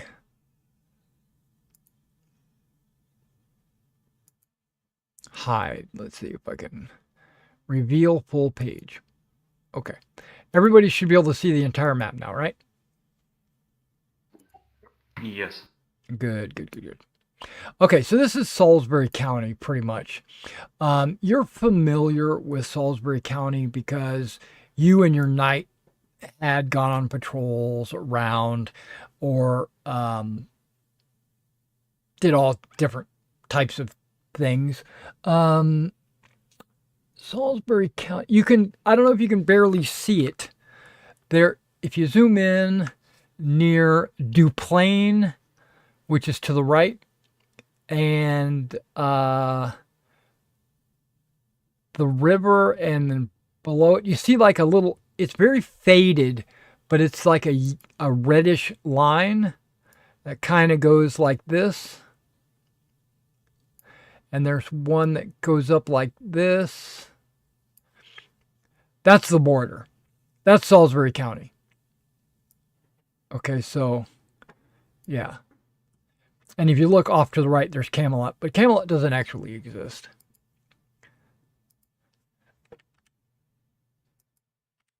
Not yet, anyway. Not like you would think it is. But you're not far from there. In a bigger world map,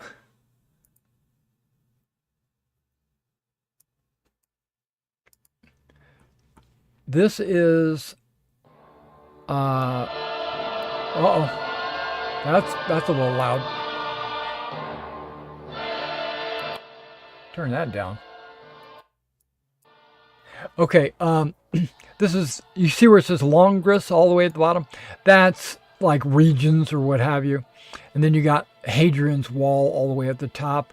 And you can see Gore at the top. That's relevant to one of the players' backgrounds, if I remember right. But Sarum is right there.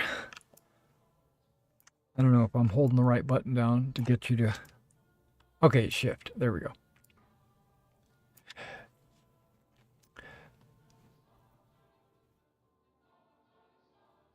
And yeah, okay. The White City, that is what it's currently called. It's not Camelot.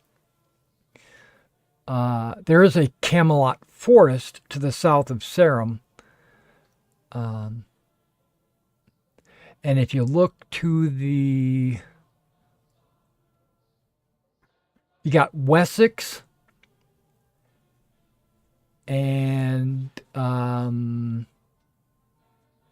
that's southeast. That sounds right. That is where the Saxons were coming from. That's where a lot of the problems are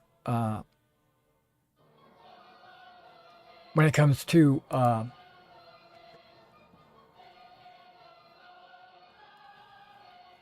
Salisbury. Okay. Sorry, Wessex and Sussex, literally. What? Wessex and Sussex. It literally means west land of the Saxons and south land of the Saxons. Right. Yeah. There should be an Essex too. Yeah, over here, way over here. There's like Anglia and all that. But yeah, so Saxons are everywhere, really, technically. But that Wessex is the main problem that Robert is having. Okay, so let's go back to this map. Okay. And let me continue on with the story.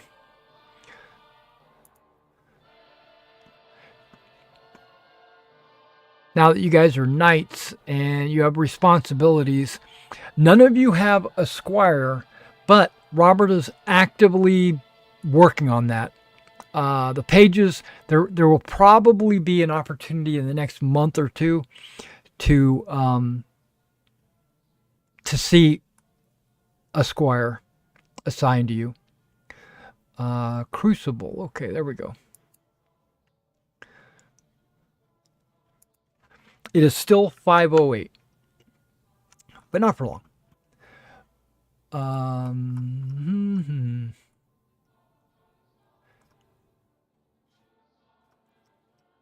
Bears, got it. Right. Knighting, right.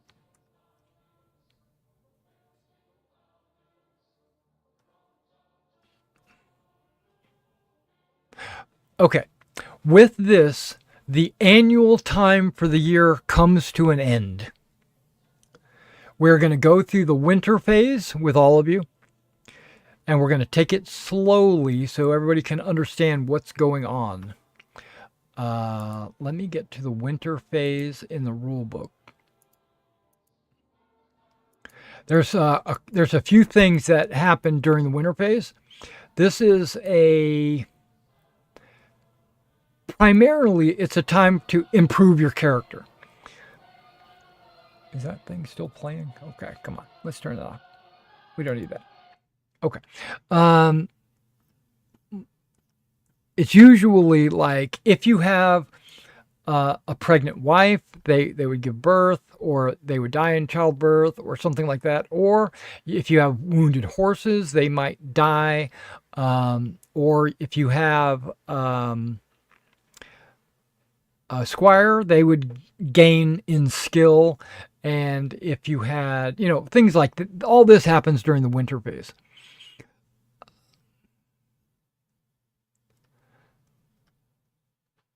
There it is.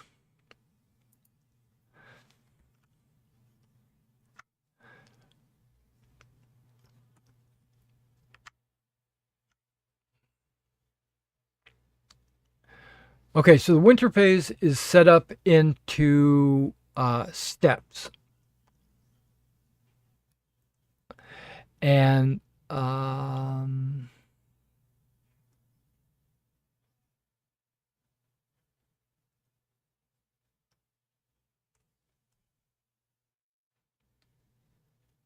everyone is going to have a trait or a passion tested.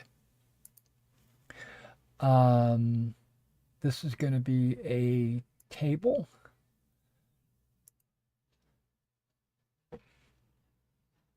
$14.1. Okay.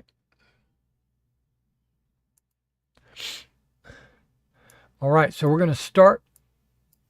We're going to start at the top with Gwyneth. Give me a D20 roll. Okay. Yep. 18. Your station.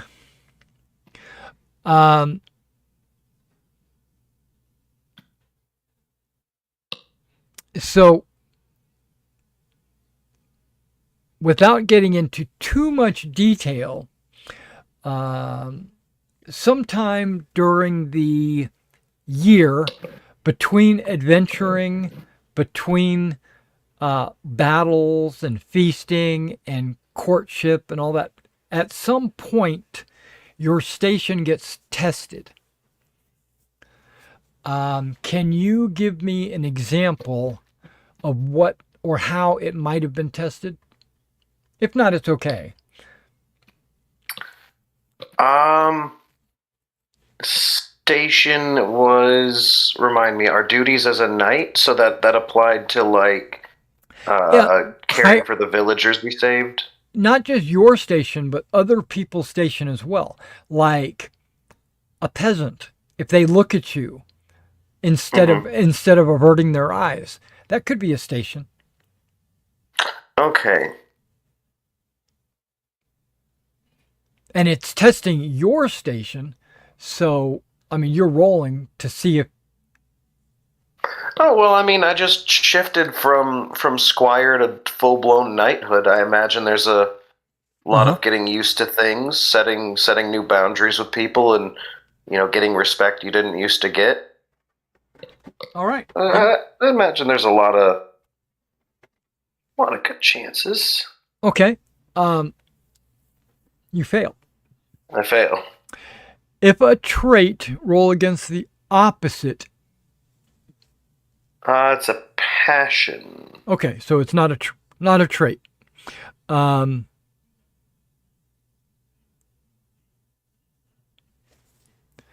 Yeah, so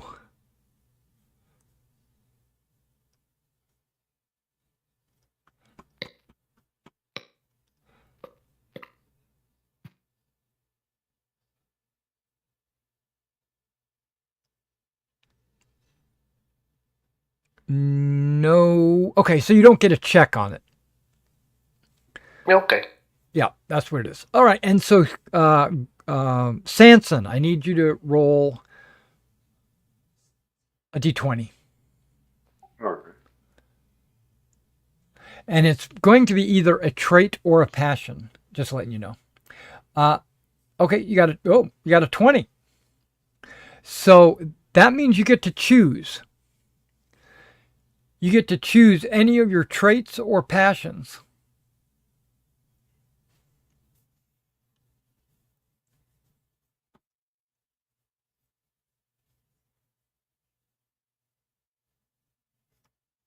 Oh, wait a second. Okay, hold on. It gives me examples on each one of these.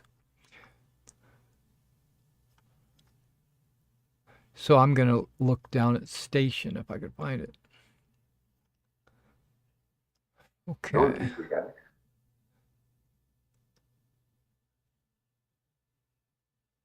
Okay. So I'm going back to Gwyneth just for a second because he failed his station roll.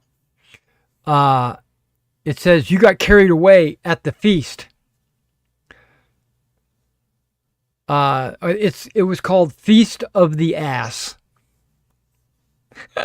And you publicly embarrassed yourself, you lose 1 point of honor.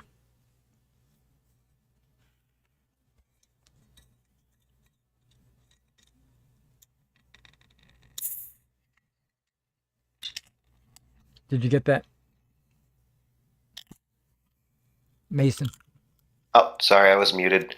Yeah, so Okay. that'll be the dancing. Okay, I That can sounds accept like that. it was the dancing. Okay, that sounds good. All right, so what about you there, Sanson? Which one are you going to choose from? A trait or a passion, or which one?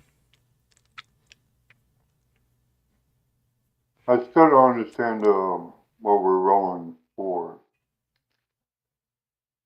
Okay. You're rolling for something that happened to you in the last year that we're in the middle of the winter phase, and that's when you usually do some last minute adjustments to your character before we start rolling experience. In the year, something happened to you that is needs to be defined, and normally you would just roll, and it would pop up with either one of your traits or one of your passions will get tested somehow. But because you rolled a 20, it allows you to choose which one you want to have tested. But what do you mean about tested? What does that mean? It means it was brought up. It became a big deal. All right, so that's easy, reckless. Okay, so you want to be tested on reckless. Okay. Is there a number on reckless? That's a 9. Okay, let's see if it's actually under 9. Ah, it is. Okay. So give me a roll against your reckless.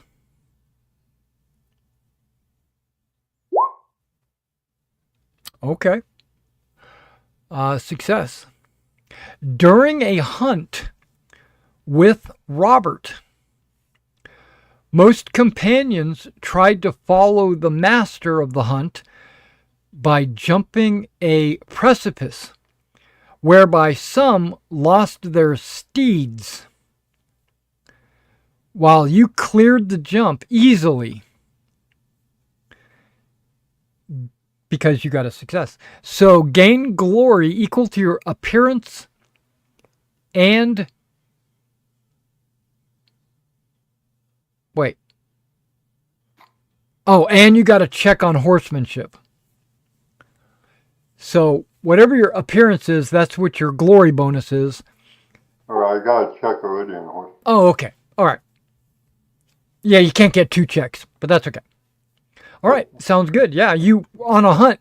A bunch of people tried to jump this precipice, and some of them failed.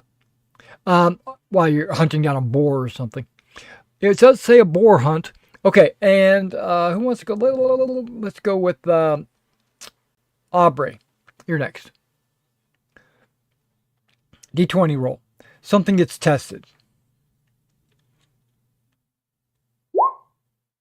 4. Okay.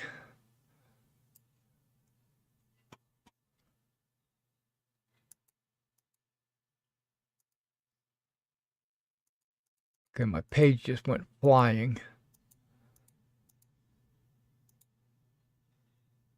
Yeah, that sounds like Stanton the Fierce.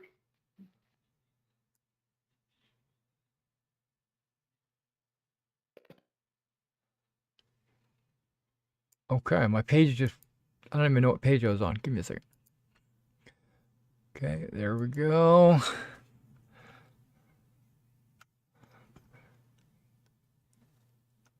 You roll a 4. It's generous. So your generosity is tested. Give me a generosity roll or generous.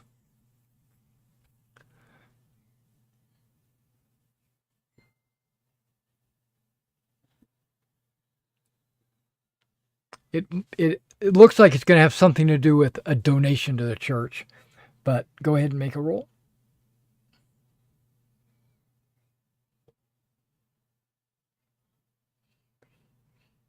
Generosity. So what was Albert?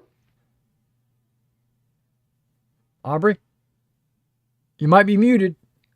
Oh, sorry. Yes, a donation to a church. And so, what do I roll? Generous.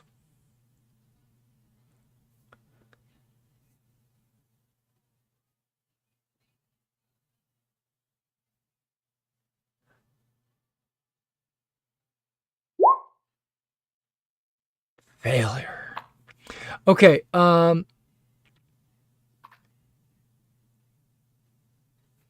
Now roll selfish.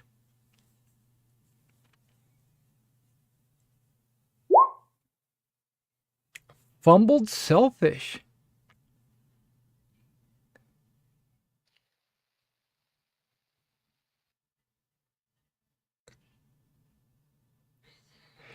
You gain 2 Librum.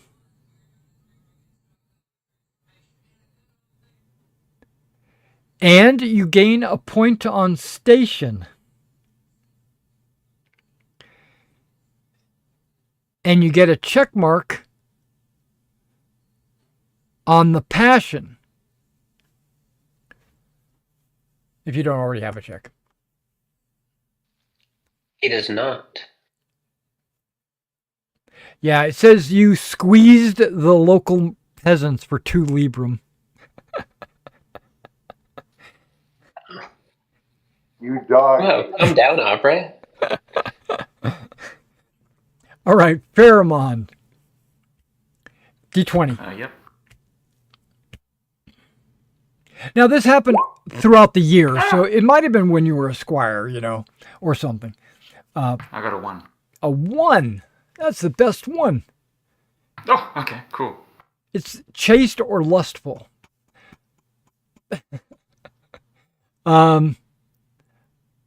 Choice.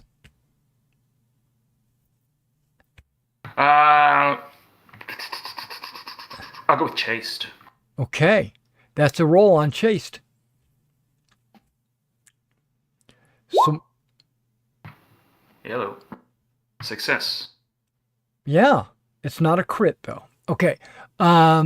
You accept the courtesies of flatterers at court, as you do, but did not encourage them. Okay. Yeah. Basically, there's no plus or minus. You survived. Sweet. They might have been throwing some flirtations towards you, but you held your own. You didn't succumb. Okay, so that is your personal tests or your personal events. Every winter, you will go through a personal event or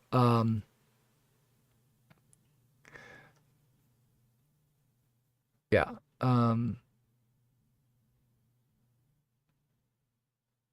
That's true. Okay. If you succeed, you get to put a check by the success. So chaste, you get to put a check there. Okay. Now, who fumbled? That was selfish. You get to put because you fumbled selfish. You put a check by the opposite passion. Okay, and yet I So I fumbled selfish, got a tick on generous, and yet still ended up with money out of this. Yeah, that's right. Yeah, okay. And somebody rolled reckless, got a success.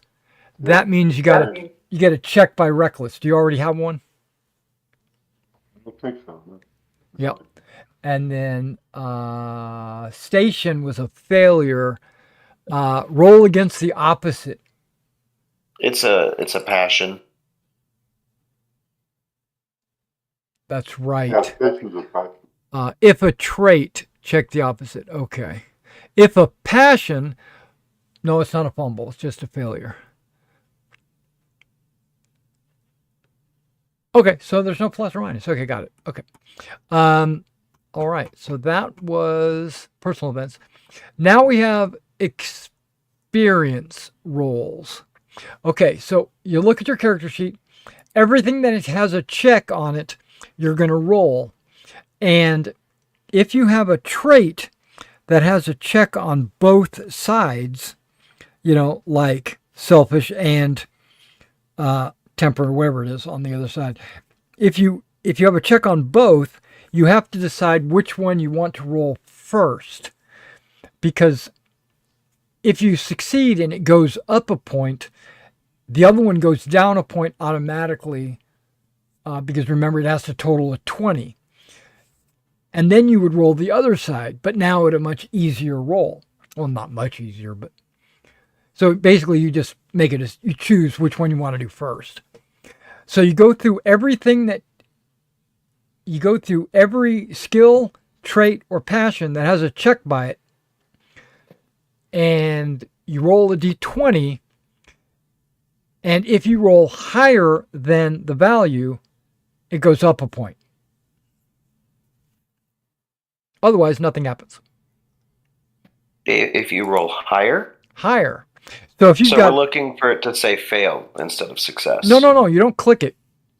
You roll a d20 and you just compare it. You just compare it. Because it's well, I think you could click it technically, but don't do that. Just roll a d20. It has got to be you're looking for 20s. Right? You're looking for 20s. The reason why is if you have a 5 in a skill, it's easier to get to 6 than if you've got a 19 in a skill. It's harder to get to 20. So the better you are, the harder it is for it to go up.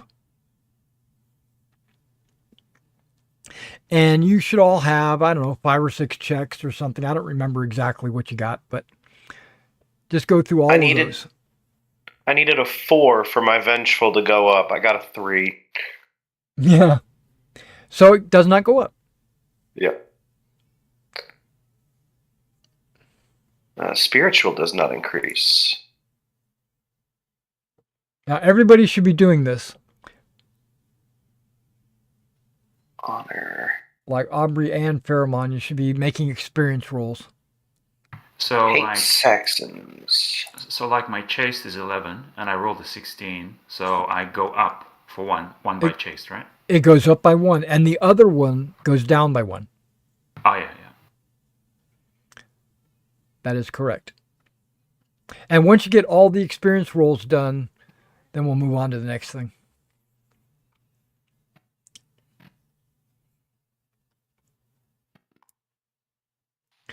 And then whether we pass or fail, we remove the check? Correct.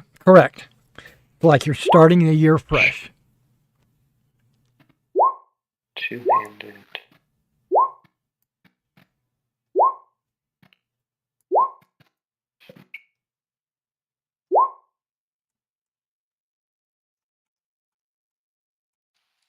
Did 20 get you anything?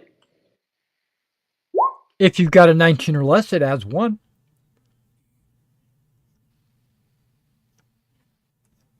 No, it's not critical or anything. I don't think. Let me double check that, but I don't think so. You might be right.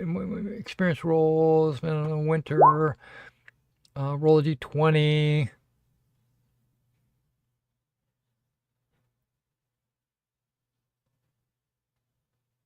It adds 1 point to the. Yeah, you got to roll greater. Okay. If you have a 20, you can still raise it if you roll a 20. What does So- that mean? Like So if you want exalted, yeah, if you want to get exalted, I have a number higher than 20. So like Okay. if you have a 20 on sword, you have to roll a 20 and it would become a 21. Gotcha. So a 20 will always raise even if you're higher than 21 or 20.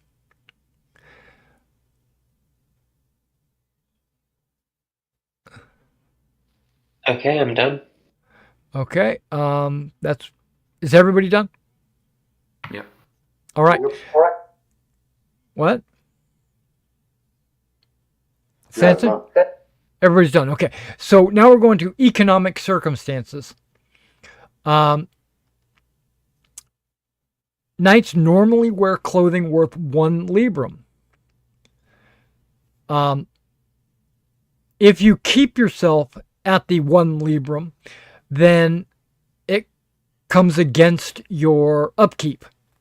Okay? For household knights, which you all are, their liege presents you with a new robe, a complete set of clothing of full value. The old set is then given to the knight's chief squire, which you don't have yet. Okay. If you don't upgrade your clothing, your the value of the clothing will go down, and you'll also not get bonus in any feast you might attend.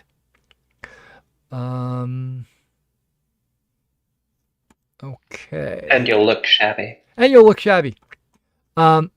It basically goes down to 120 denarii, and then if you do another year, it goes to 60 denarii. After that, they're considered rags. Okay. So clothes only last, impoverished? No, you're not impoverished.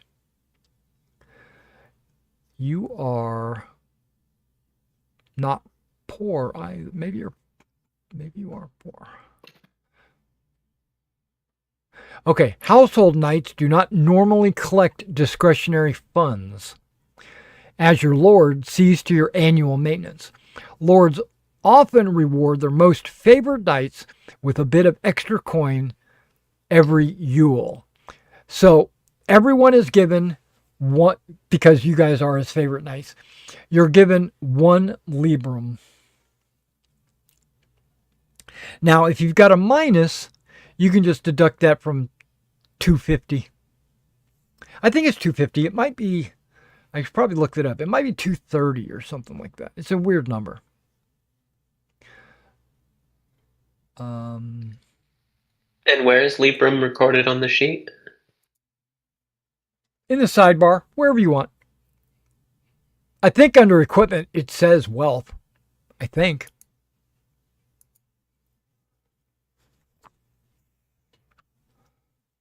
Coinage. A librum and then denarii. I knew that. 240. So 1 librum is 240 denarii.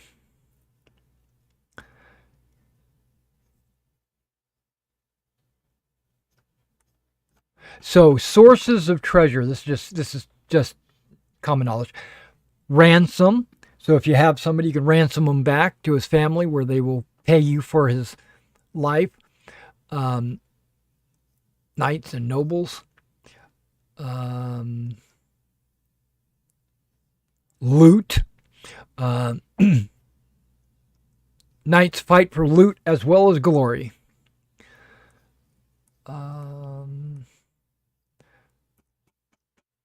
And guess what? That's it. That's the only way you can get paid. Okay, so let me get back to the winter phase.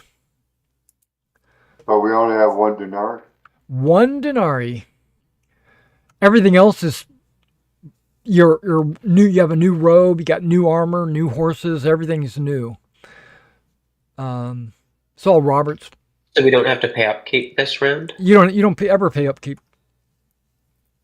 Sorry, did you say we have 1 denarii or 1 librum? Librum. 1 librum, and then obviously for me, I got a -9 from the gambling thing, right? Right. So it'd be 9 denarii. Yeah. Okay. off of the 240. Sweet. Thanks. Right. Let me keep going. Aging. Everybody adds 1 year to their age. Okay. Household knights don't need to worry about any of that. Maintenance. Maintenance is figured by annual expenditures needing to maintain a knight and the squire and possibly your family, clothes, food, all that stuff. Household knights have your maintenance paid for by your lord at an ordinary level, which is about 4 librum or so.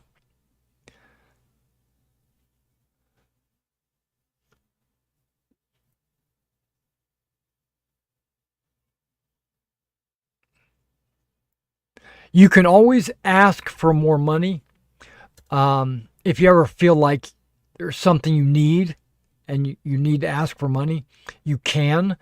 The odds of you receiving it is like 1%. But it's possible. You can like it's called emergency money if you ever need it. Aging. All aging is done in the winter phase, regardless of your actual birth date. And something called aging happens when you hit 35. So when you hit 35, there's a chance that you become infirm. But we're not going to worry about any of that because you're not even close. And you're not going to lose any stats. You're not going to become decrepit.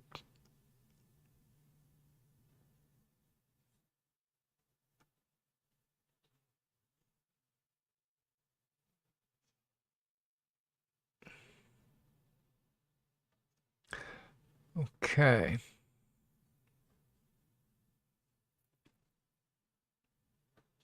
Maidens in waiting. Nope, you don't have to worry about that.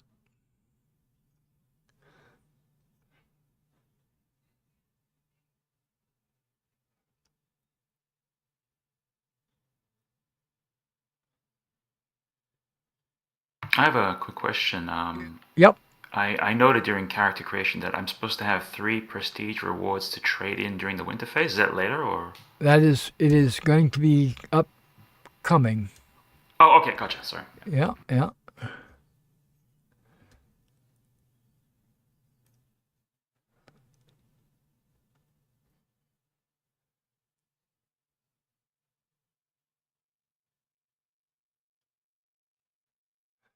I'll jump straight to that right now. That's fine. We could do that right now.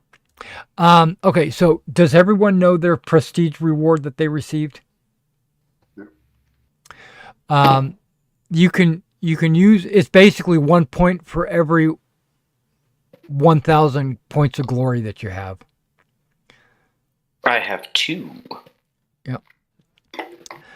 You can use these points to do some of these items. You can raise any statistic. No restrictions apply to this increase. You can increase your skills.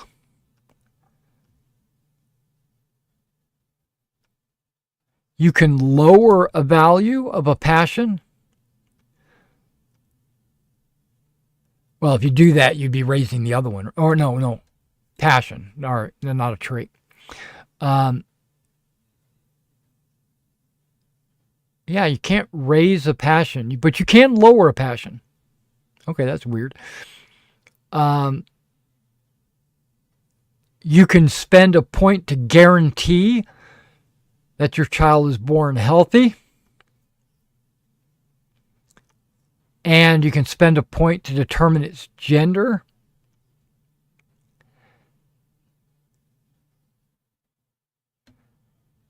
but only for your heir. Any other child will have to be die rolled.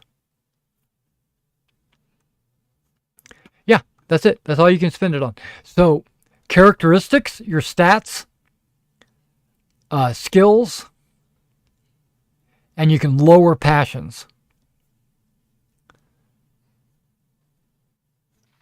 And 1 per 1,000 glory, you said? That's correct. If you have 1999, you still only get 1. You gotta have for every full 2,000, every full 1,000. There's so many things I want to raise, though. Yeah, if you decide to raise size, you are getting fat, or it's called getting fat. No stat can be increased after age 35.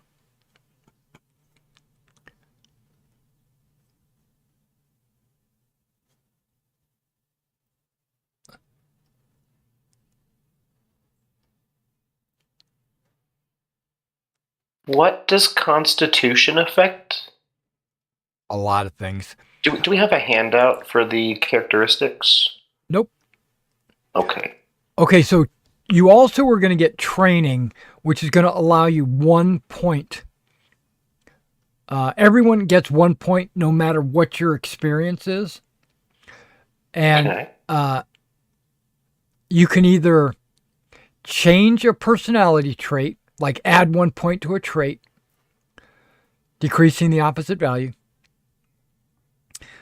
You can change a passion, add or subtract 1 point,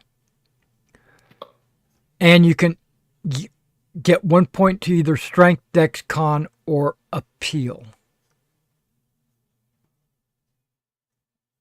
Now that is all under training. You also have prestige, which is separate.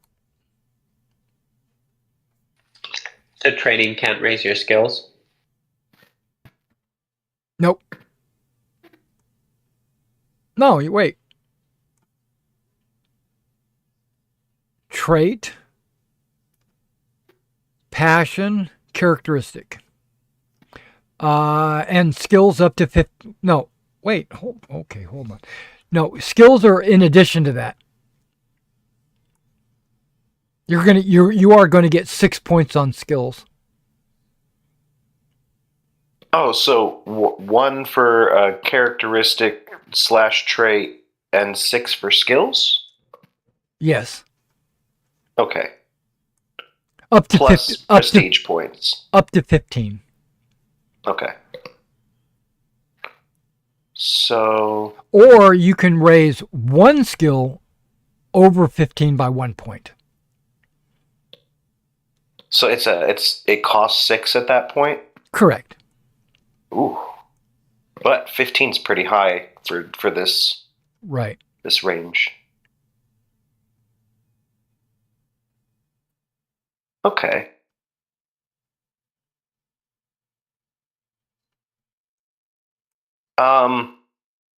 What would you consider a characteristic at 20 to be? Is that exalted? Only or is it a different range?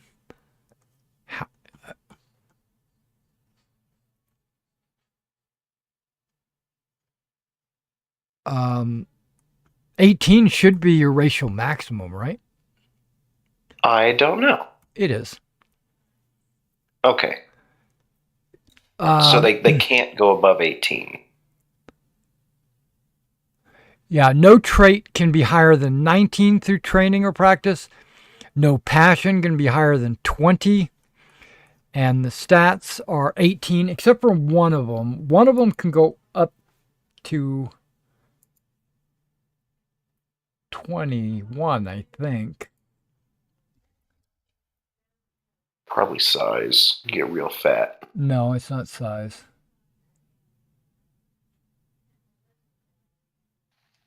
Saxon is going to get huge. Sanson, rather.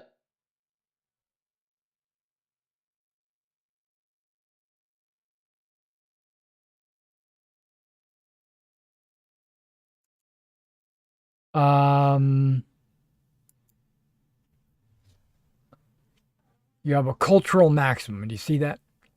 Yeah. Okay, 20 so it's con. That's the one I was looking at raising. Okay. I already have an 18 con. The reason why it's 21 is because you're Cimeric, and all Cimerics get a +3 on con. Yeah, so it allows you to go higher than 18. We're a hardy folk. You're a hardy folk. Unlike dwarves. If we raise one of these characteristics, will that affect our skills, or it's completely separate? Completely separate. Skills are never Okay. affected anymore by your stats, but it will change your derived characteristics. Like So, like, knockdown, major like- wound. exactly. Okay. If you increase your size after age 21, then it's getting fat. Oh! So we still have a couple years to try that one. That's right. Bulk up. I'm going to have a growth spurt. Yeah, after age 21, you have to add the distinguished feature. On the first increase, you add heavy set. On the second one, you lose a point of dex and become portly. And on the third, you lose another point of dex and a point of con and become obese. And you pay extra for armor.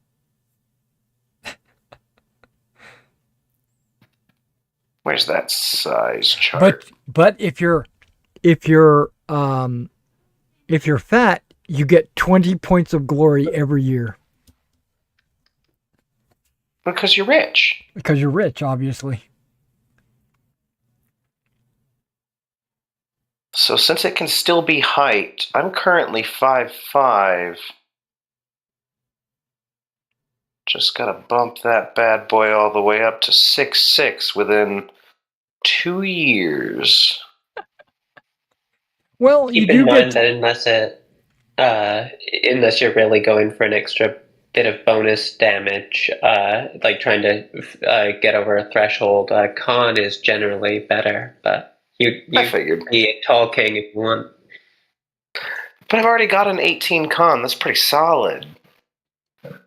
I should go for the 21, but the size is time capped. That's right. Your We're just con you can build after 21. Yeah, I'm gonna put one in size while I can. Okay. Puts me just above average. Yeah, because you get training can change a characteristic. And your reward, your prestige reward, can change a stat. Well, you get 2 of those. Yeah. Those can change stats as well. So I'm gonna take a size, a strength, and an appearance. That's good.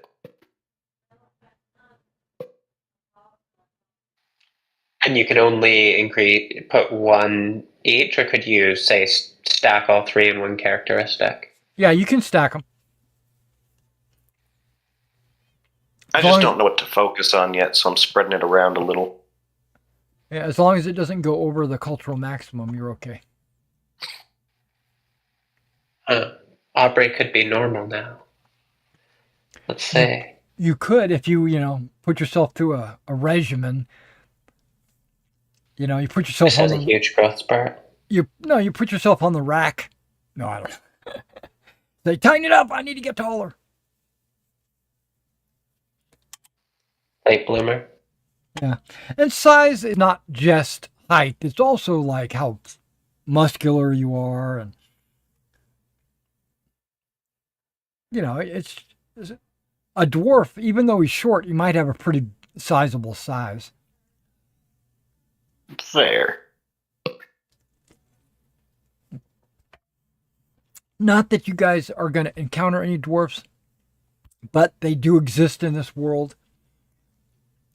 This is, if there's one thing you need to know about the game Pendragon, there's a whole chapter in the Pendragon campaign that talks about every game master will run their game different. And it explains that some game masters will run where, there's dwarves in the city. And then there's other game masters that will run that they don't even use Saxons. They just say they're orcs. Or there's other game masters that might say it's strictly, historical. There's no fantasy creatures at all. It's whatever. It's however you want to run your game. And I'm telling you, my game has fantasy creatures in it. So, yes, there are orcs. Are they around here? No. Are there dwarves and elves? Yes. They usually are in hiding somewhere and you never see them. Are there dragons and things like that? Yes, but that's usually way up north. So yeah, there is some fantasy element. Not a whole lot, but it does exist. Just so you know. Okay, so everybody's got their points spent? I have one more question. Okay. So the dagger uses, it says for damage, brawling damage plus 2d6. Right. Would that be rolled with the brawling skill then? Or would that use sword because it's a blade? It's not a sword. Didn't think so.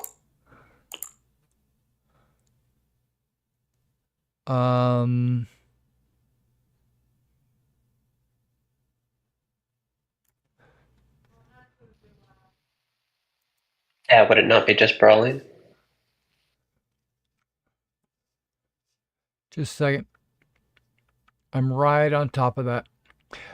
Brawling is a weapon skill that uses fists, wrestling, knives, daggers, and other items at close quarters or contact distances. So yeah, it'd be brawling. Okay. Skill. Because I can wield a dagger offhand without a penalty. So I figure I should probably keep that as an option. I'll throw a few points at it.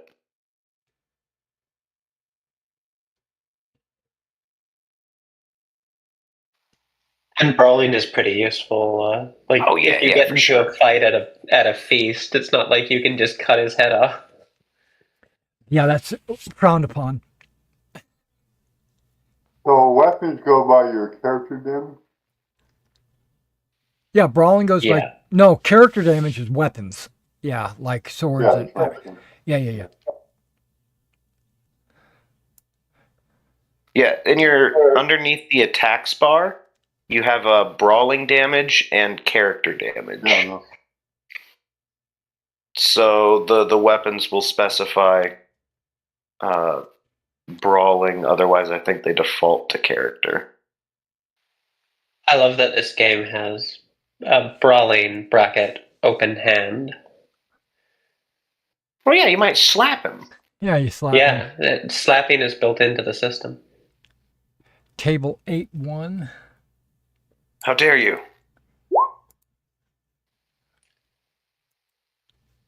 Ow, my hand. Anyone seen the classic masterpiece, Master of Disguise? Yeah, there's all your different Slapping weapons. dummy man. There's all the different weapons. And if you go down here where it says dagger, it says skill used brawling. Ah, yes.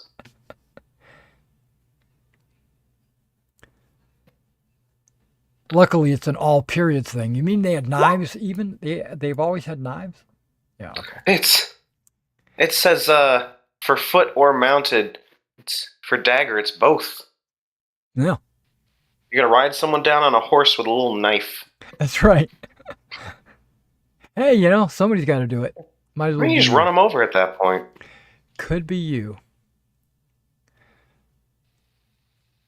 Also, I joke about cutting someone's head off at a feast, but literally everybody was always carrying a knife, especially at a feast. So more than a few people get stabbed there. I would say so. Oh, by the way, you guys are all receiving your squires. I thought we had to wait a year. Well, this is the winter phase. This is when it happens. Oh, fair. Um, I was thinking it had still only been like a couple months. it has been only a couple of months. Oh. Well, it's tradition. Well, you can refuse it if you want, but Robert wants you to have a squire to maintain his equipment. Yeah, I'm pretty sure I swore to do anything and everything he said, so, Squire it is. Yeah, here we go. Took me a while to find my squires. So you have a space on your character sheet to track your squire. Now your squires are going to, bless you, your squires are going to be 14 years old. So if you want to write that down, you're very welcome to do that.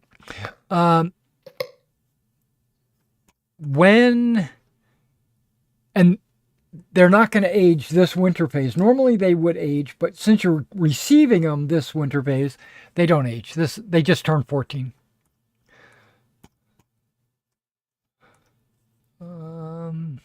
Okay. They have been working around the castle or neighboring castles. A call went out that pages that were getting ready to hit 14, there were knights needed, and they were brought in to become squires.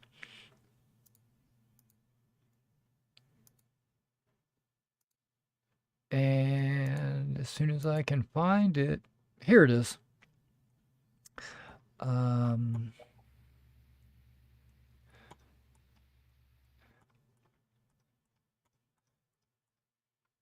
Does everybody want to share what? No, that's fine. You don't have to do that. I was going to say share your luck bonus item with each other just to kind of brag, but no, you don't have to do that. This is not where it is. I've got a Saxon horn because I hate the Saxons. It inspires everyone to hate Saxons with me. What's your Screw hate them for Saxon guys. score? Hmm? What's your hate for Saxon score? Because I got that as well. I got 16 for that. Oh. Man, I got a 6. Oh. I didn't win the everybody has horn hate Saxons. myself. See, my parents took it. I went into the family business of hating Saxons. Yeah, one of you hates the Saxons more than the others. Jesus, 16. Yeah. Aubrey only has a 7 hate for Saxons. He's a mild hate, a mild distaste. Yeah, forget those guys, those losers. Yeah. I mean, they And then did here comes enslave him when he Pheromon. was 2, but he can't really remember it, so why hold it against him? Aubrey's probably pretty modest about it, right? Yeah. And he has a very nice cutlery set, which was shown off at the feast, carved from giant bones into little, with handles like little carved giant figurines. But how do we know those came from giant bones? They could be regular sized. He was assured that these were giant bones. Yeah, okay. Fair enough. Seems easier to Also, start I with a don't know. smaller bone. Well, these are unusually heavy bones. for their size. Very dense. Battle. That would make my hand tired to use.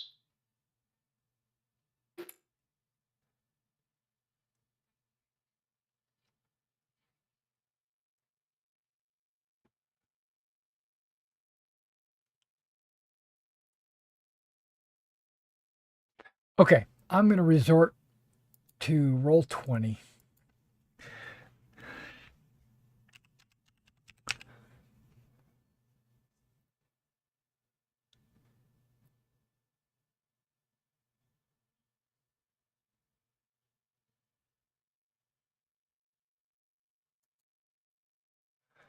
Okay.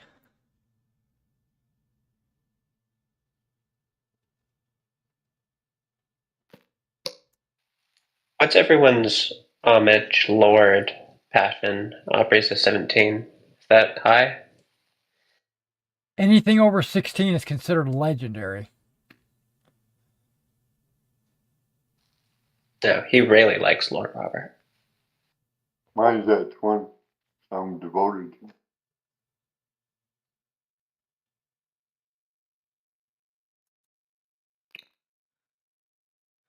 I'd give Okay. him like a 6 out of 10.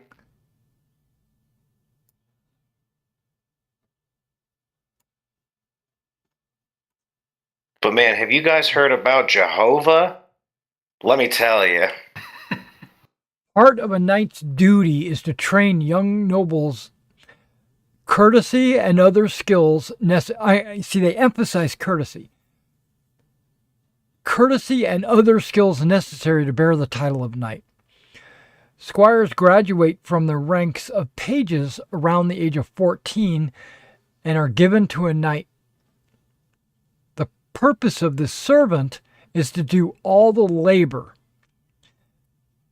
to make your life easy, such as tending horses, setting up camp, polishing your armor, cooking, washing, mending clothes, perform any odd jobs around the edges of games, such as helping to stand guard, sleeping by the door so that you can sleep in the bed, or bearing messages. A squire owns nothing.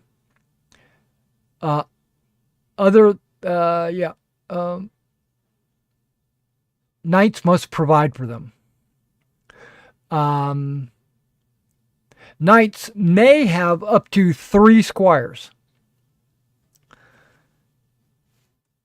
But you would have to pay them. Basically, you're paying for their upkeep. Robert's only going to give you one, pay for 1 squire. Yeah, you only need 1 squire. The original squire is called the body squire and has authority over the other squires.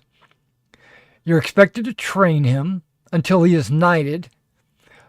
So at the age of 21, if they have not been knighted, they still leave your service and they become esquires.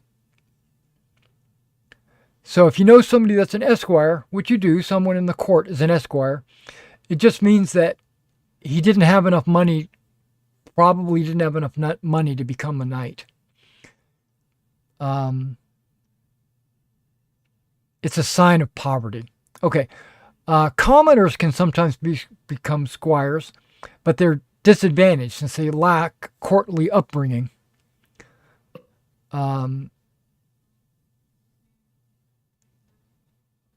Okay. So they're going to start with what's called a squire skill. You should have let me pull up a character sheet, and I'm going to pull up one of your character sheets. Just for lore, one of the most famous knights of the Round Table started out as a peasant. Yeah, you'll notice that there's an age, but there's also a skill. The skill normally starts at 15.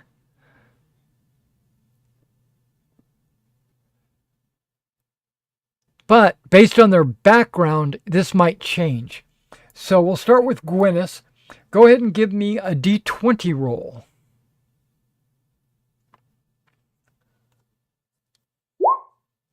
A 2. And what is it? Okay, before you decide, what is his name? What is his name? Man, I was hoping he would tell me. Right, he is, but instead of me having to decide, I'm going to let you decide.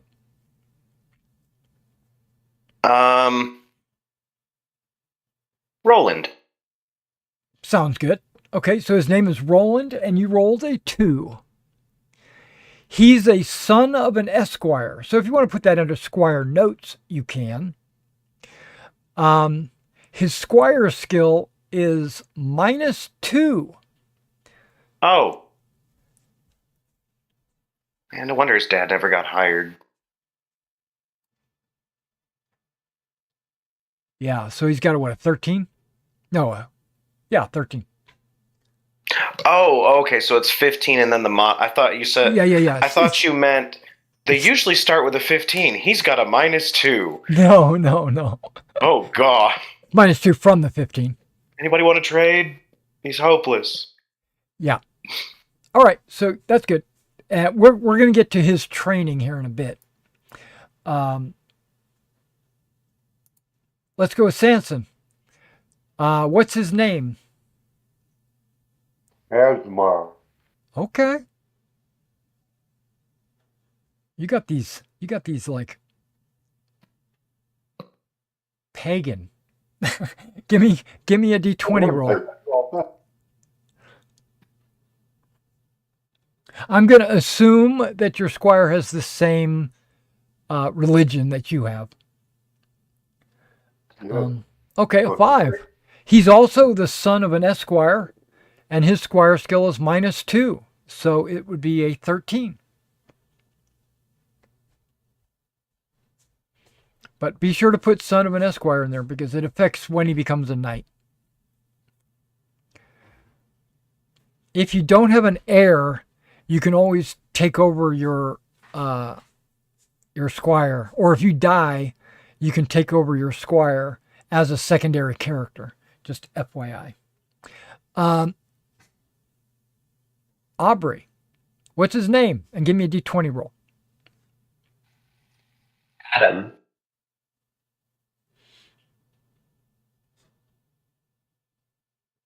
Oh. He's the heir of a vassal knight. Wow. Yeah, his squire skill is +2. So he has a 17.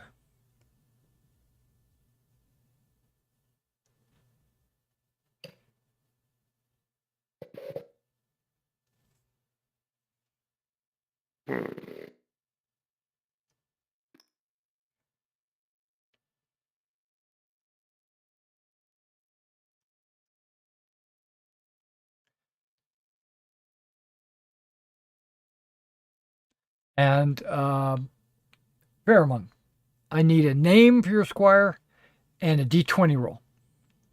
Yep. This guy is Gilbert, and I'll roll now. Okay. Gilbert. All right. That sounds 7. That sounds like a good one. He's the younger son of a vassal knight. He gets a -1 squire skill. So it's a 14. Sweet. Now, normally there would be a die roll to determine the age of your squires, but due to the situation with Robert and his knights and the situation here, they all start at 14. Okay, so now we're still in the winter phase. There is something else going on. I have to get back to the winter phase.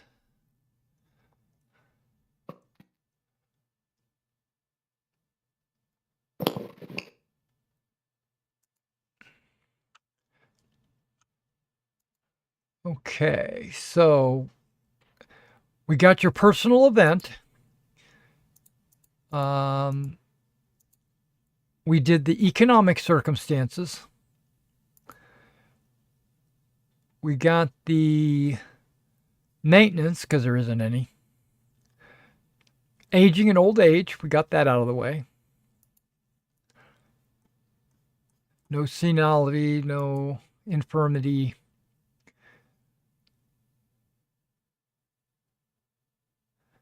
Okay, now squires and handmaidens would normally get 1 year older, but in this case they don't.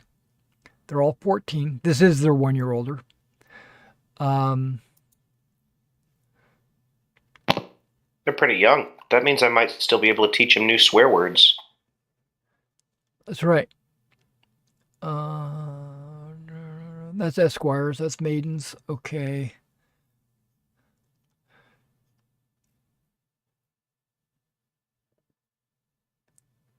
Okay, so next winter phase. So that's not going to happen this winter phase. But in the next winter phase, you can attempt to raise their skills.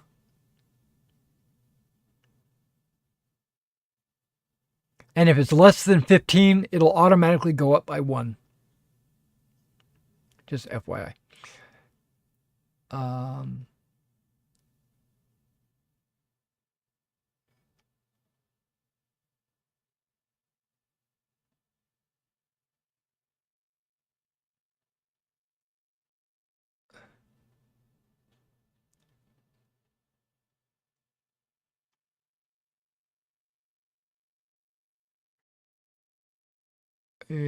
Okay, horse survival.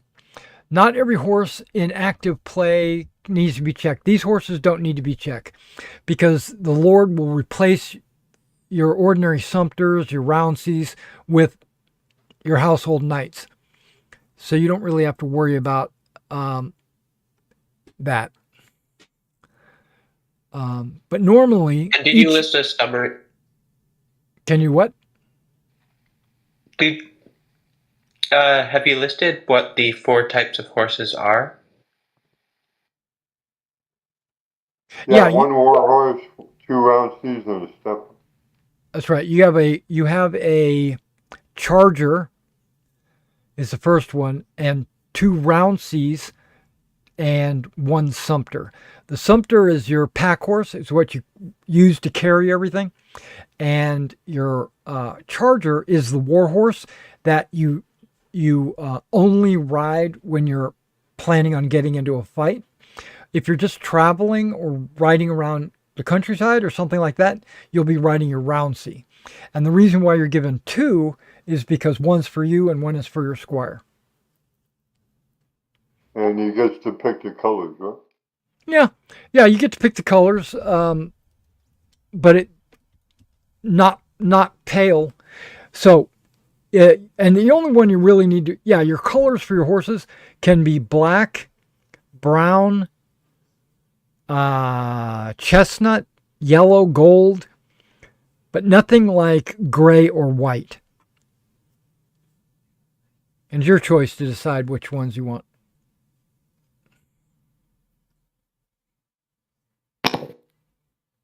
My charger's name is Bacon. That sounds good.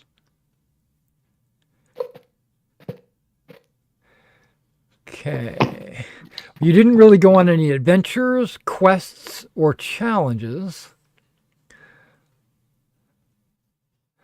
Okay, we did the prestige rewards already. Family. Okay, you don't have any family to deal with. No natural events like childbirth. Not yet anyway, right? No tragedies. Could have a child death. Family could not survive. Okay, so that's basically it. So, I don't know why I can't close that. That's weird. It's got a big X on it. It's not letting me click it. Okay. Okay, perfect. We are going to start the next year. Guess what year it is? 509. If you couldn't do math. No. So you guys are basically hanging out at Sarum. You guys are knights going about your normal nightly duties throughout the various months and years or whatever. But in 509, you attend feasts, you patrol the countryside, you visit other towns, what's his name? Robert will, from time to time, he'll go to other keeps and, check in on his people. People will come in, they'll visit, so basically it's just everyday life in a castle, and you're part of that. You pull guard, you train your squire. Now you could allow Sir Bar, the Weeping Knight, to do a lot of your training for you, if you want to outsource it, or you could do it yourself. Most knights train their own squires, but there are group sessions that your squires would participate in to learn tactics and things like that, and you can't really teach that one-on-one. So Sir Bar would be the one to lead them in those kinds of activities. He's called the Weeping Knight because he's like very sensitive. He gets emotional about things, and the ladies love that about him. They think that he's like the bee's knees. Okay, so that's kind of a rundown of what's going on. But so you guys are in mid-April, shortly after Easter. The weather is still chilly, but days are generally pleasant, and the trees are leafing out nicely. Once again, providing canopies of sun-dappled green. A carpet of bluebells covers Salisbury from the wood to the field, through which gabble badger cubs, their watchful parents nearby. At the castle on the rock, this bucolic splendor goes largely unnoticed. Count Salisbury has accepted, and you all know this, he's accepted someone in to his castle, King Cerdic. He's a half-Saxon son of old King Vortigern, who at one time was High King of Britain. And he's an infamous traitor to the Cymric people. Okay, so King Cerdic, everyone knows he rules Wessex. Remember those Saxons that keep raiding you guys? Okay. King Cerdic is here with, an entourage of knights and stuff. But Count Salisbury, Robert, has invited him in, or allowed him in, so that they could have conversations. And from time to time, he's been here about a week, just letting everybody know. He's been here about a week.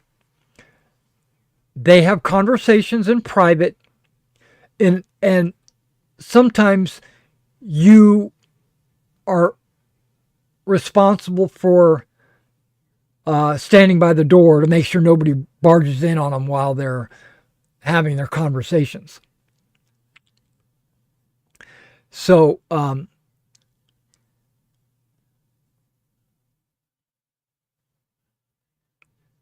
with King Nantiliad dead, and Cerdic was victorious at Netley Marsh, he seems to have a lot of political sway right now. He's a pretty powerful king at the time, even if it might just be perception. People say, "Oh, this guy can, kick a bunch of people's asses. He's pretty, he's." And King Cerdic's rule has been weakened, so that makes him a little bit stronger. So he thinks, you could tell that he thinks he's got a lot of political sway. when he comes and visits.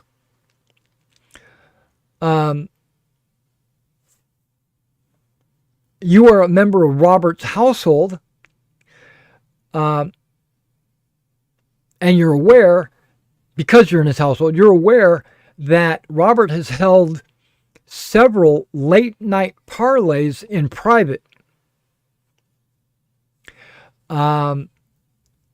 Each of you have pulled guard at some point at the door. A lot of times you'll pull guard like on the wall, or you'll walk around inside the town, but usually you're inside the castle.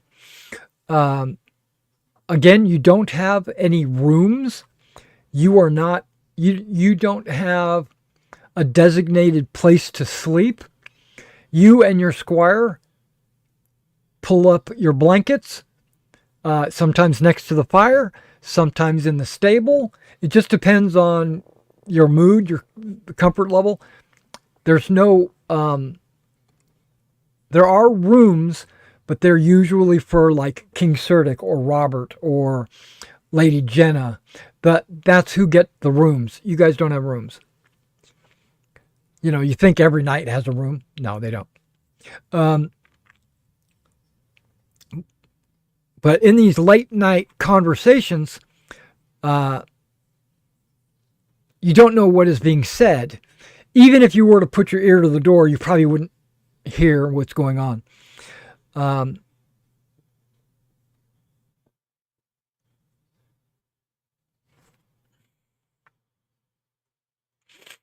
right.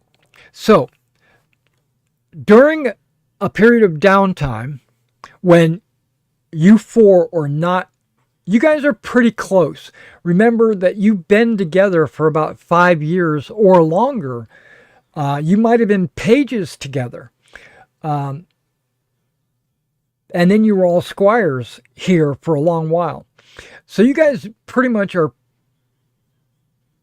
I'm not going to say best friends, but you guys are all very close.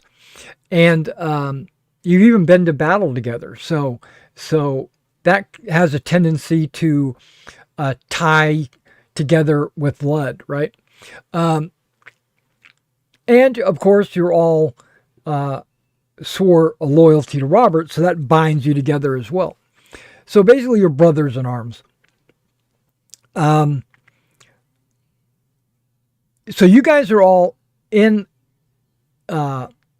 inside because it's comfortable, it's lit. There's a table. You're all sitting around it.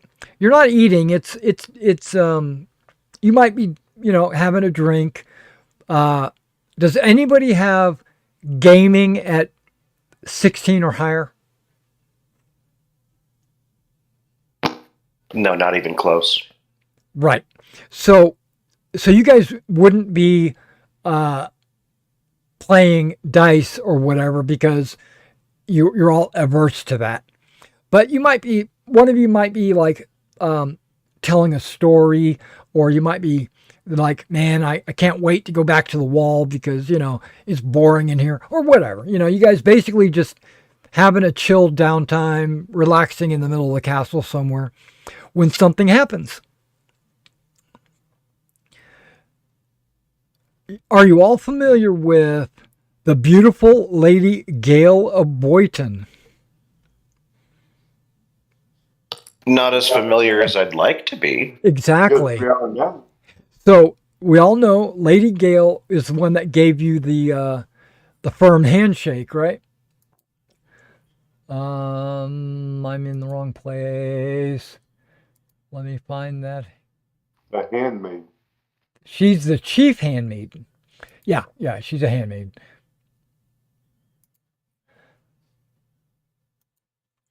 Yeah. So Lady Gale of Boynton,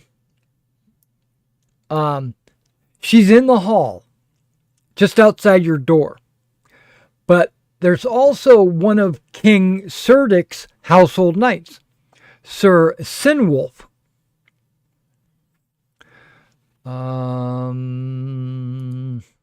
Give me a second.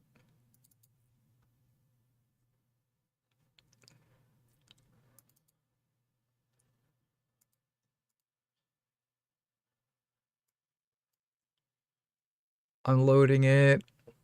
Boom.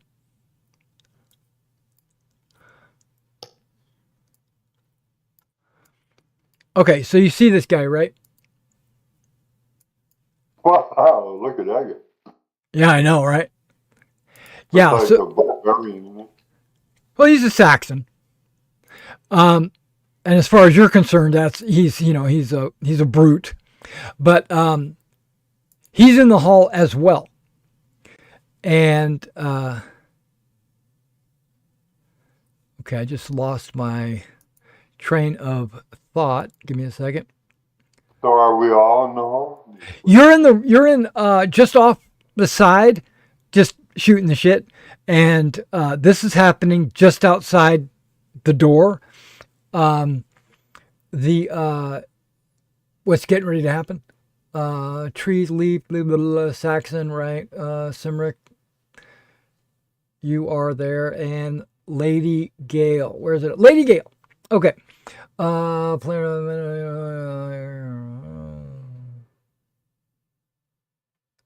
During your downtime, in between guard duty, you notice one of King Serdic's household knights, Sir Sinwolf, amusing himself by making overtures toward a familiar face, the beautiful Lady Gale of Boynton, chief handmaiden to Lady Jenna. Lady Gale clearly does not appreciate the attentions of the Saxon brute masquerading as a knight. She tries to move away. He reaches to grab her arm. She gasps in pain. I'm moving over to Gil. All of us try to white knight her at once and get in the way of each other. Can I help you, Lady Gil? Okay, so before you guys get a chance to do anything, I'm still in my speech. Oh. She gasps out in pain and says, "Release me." He grins and says, "Oh, give me a kiss and I'll let you go." Okay, and that's when you leap up and head towards the door, right? Yep. Yeah. As soon as you saw him grab her, basically. Who is everybody, or just one of you? I'm going for sure. Yeah, This is pretty outrageous behavior. What knight could stand by? Okay, so Oh, is it- kiss? I thought you said fist. My bad.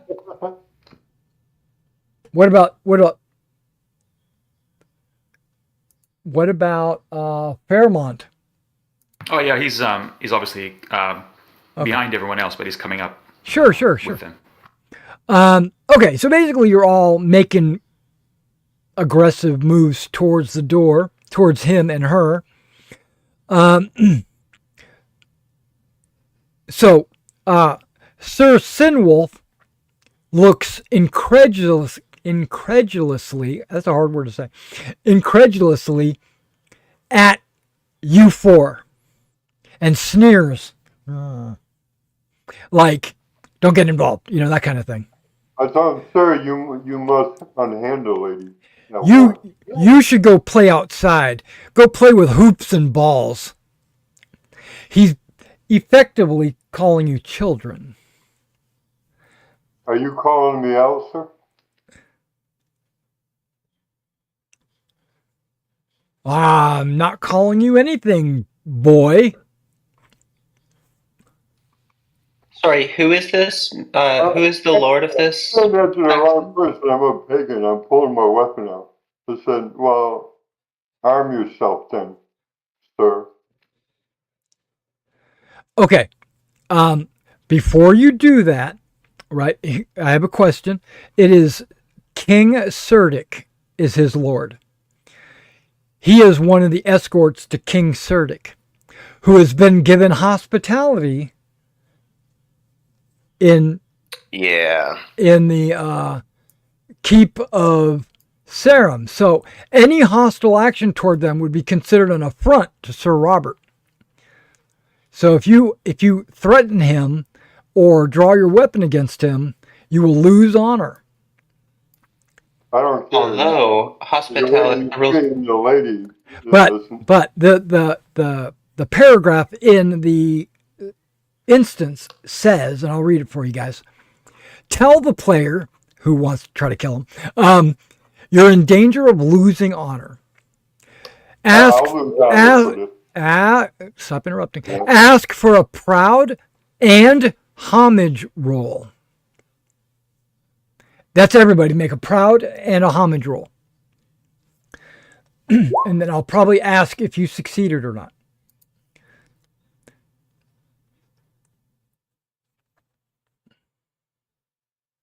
Should I roll my adoration of Lady Gale? That's a passion. You can. So's the homage. It's a passion, so you can. Oh, I could invoke it for a plus. That's right. That's right. That's right. You decide if you want to invoke your passion. You can only do once per day. But guess what? Days go by so fast. I'm invoking my passion. Well, here's the other guess what. I passed my proud, and then I got a critical on my homage. Okay. Hang on. Yeah, before you make any rolls, you have to invoke your passion. You can't do it after the roll. But I need the proud and homage rolls first before you can invoke any passions. Right. So if you succeeded on proud, you know by looking at your thing. If you succeeded on proud, if you criticaled on anything like Robert homage, you get a check. Remember, if you get a critical, you get a check. If you get a success, there's no check. Normal. Yeah. Not unless it's some other crazy thing happening. But proud and homage. Okay. Those who succeed in your proud immediately lose 1 point of honor.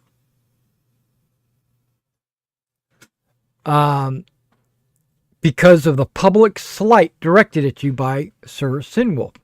Those who succeed at homage Robert stand to lose 3 points of honor, but only if they harm him or take actions that could be seen as violating Robert's role as host.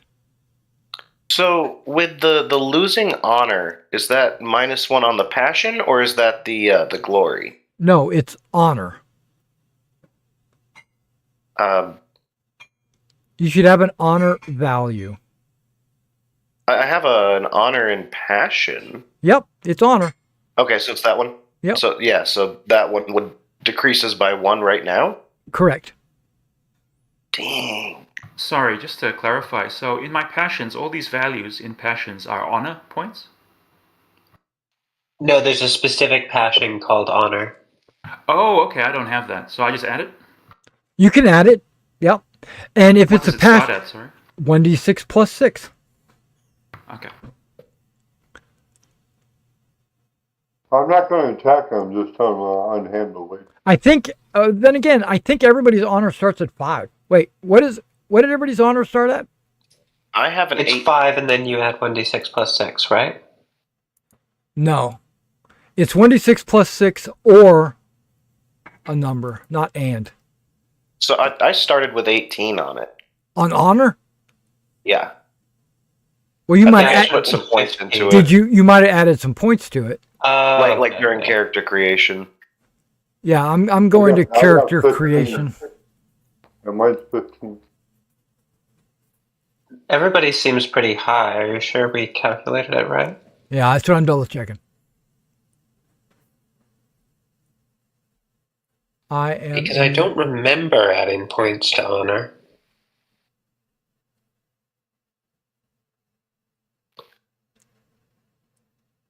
Yeah.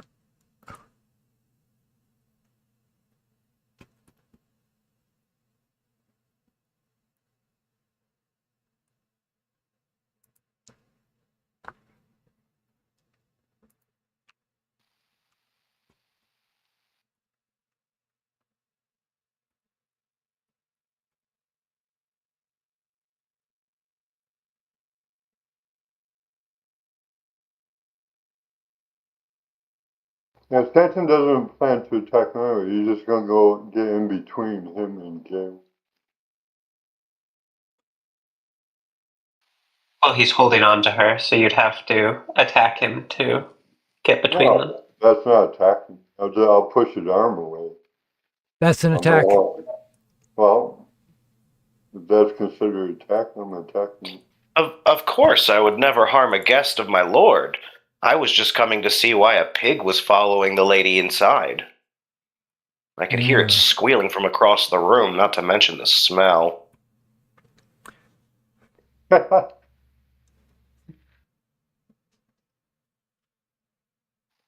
think he lost the honor, not us. Does the pride, losing honor from the succeeding the pride, is that because we're too proud of our honor to intervene, or we forget ourselves and intervene, therefore dishonoring ourselves because we're acting against a guest?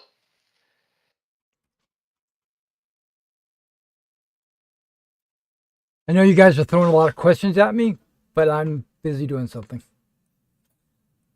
Can't stop for that. Random method. Here we are. I don't think any knight would stand by while love, hostility, a lady. devotion. By any, not just any woman, a lady.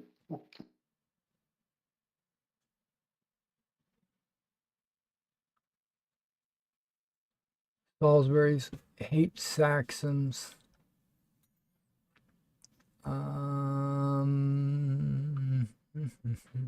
You got you started with you start with honor and homage lord at 15. So yeah, everybody started with a 15 honor. You might have accidentally or didn't hear me or didn't add it to your character sheet. It's possible. Yeah, So just start at 15. Yeah, just started out at 15. Straight up 15. And in brackets, it would be Lord Robert. That's where my honor is. No. Oh, okay. Just nothing there. Okay. Yeah, it's your honor. Yeah, as opposed to glory, which can be inherited and stuff like that. Honor is purely your personal reflection. Yeah, and now you're talking about success in the proud. What does that really mean? If you make your proud roll, you've been slighted by his comments. So you lose 1 point of honor because you can't attack him. So you can't defend your honor, is what I'm trying to say. Because he insulted you, you lose your point of honor. If you failed proud, you wouldn't care.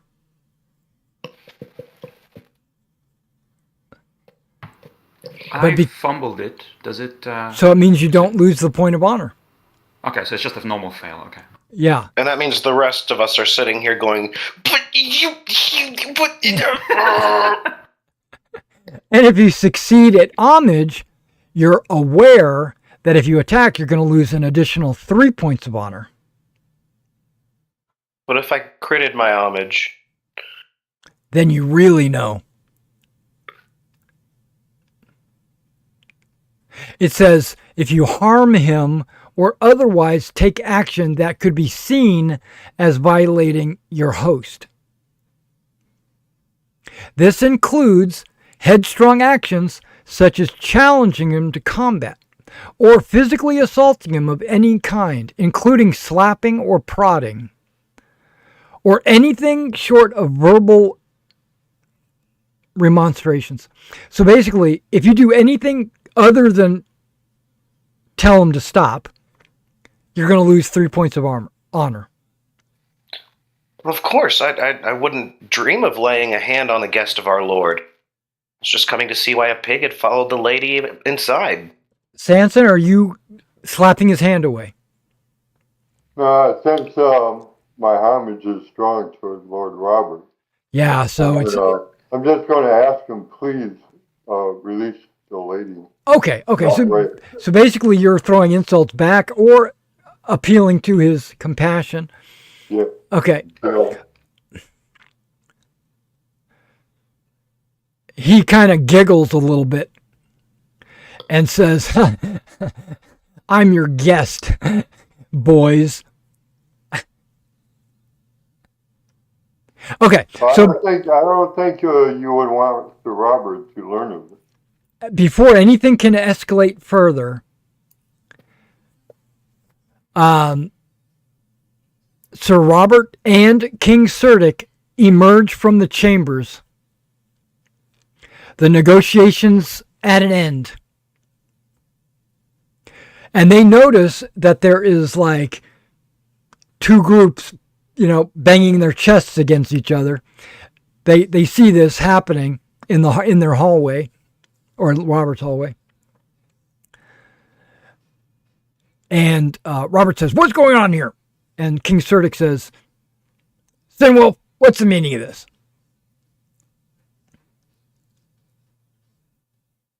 And Sinwolf says, "I just wanted a kiss. And she didn't, she, such a beautiful woman, I thought it would be good." And King Cerdic says, "Okay, we'll talk about this later." And you can tell that Sir Robert looks over at King Cerdic, visibly angry that his knight did this. And he's not scolding him.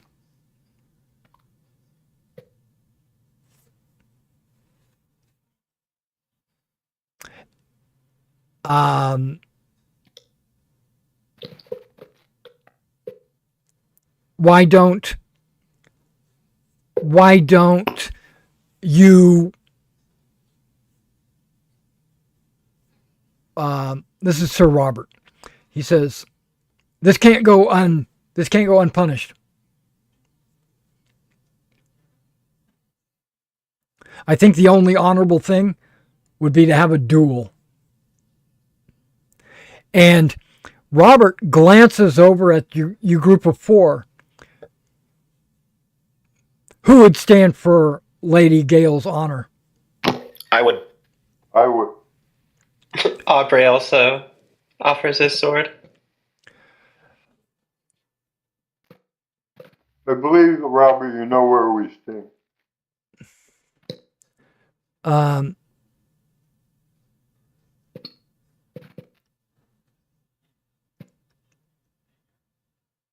And he looks at King Cerdic, and King Cerdic says, Sinwolf accepts. Your man against him. Not to the death. Unconscious or admits wrongdoing. And Sir Robert says, fine.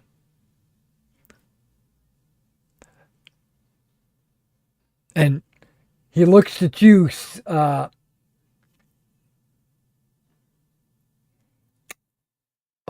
Gwyneth.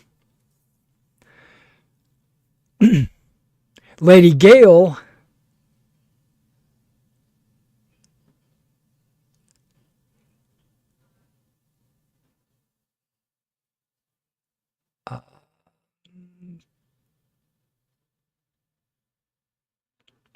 says to you, he didn't hurt me. You don't have to do this. And she's visibly hurt.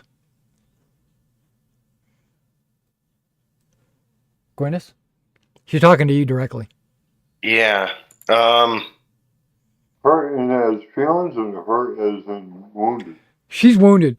I mean, he squeezed her arm. I mean, maybe a bruise. Show this pig what we're made of.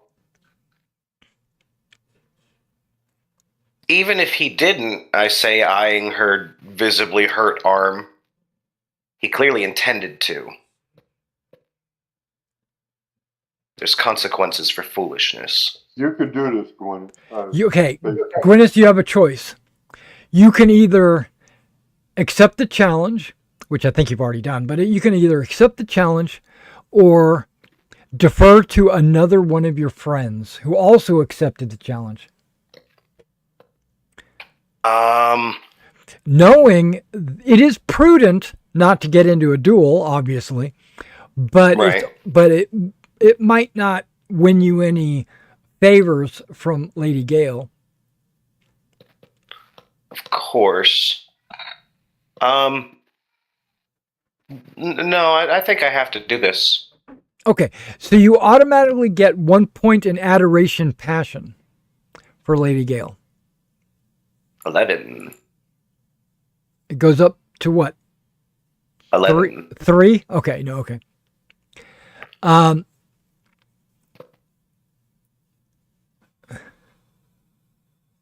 Pretty lady. Gather your gear and we'll meet you outside.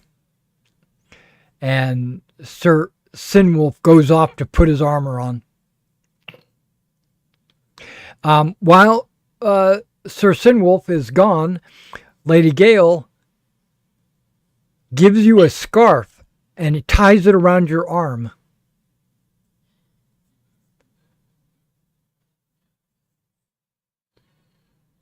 Nice. And now you are forced to roll a passion. Guess which one? Adoration, Lady Gale. That's right. I was already going to at the start of the fight. Success. Okay, so you get +5 to sword temporarily because this is going to be an on the foot duel. It's not going to be on horseback.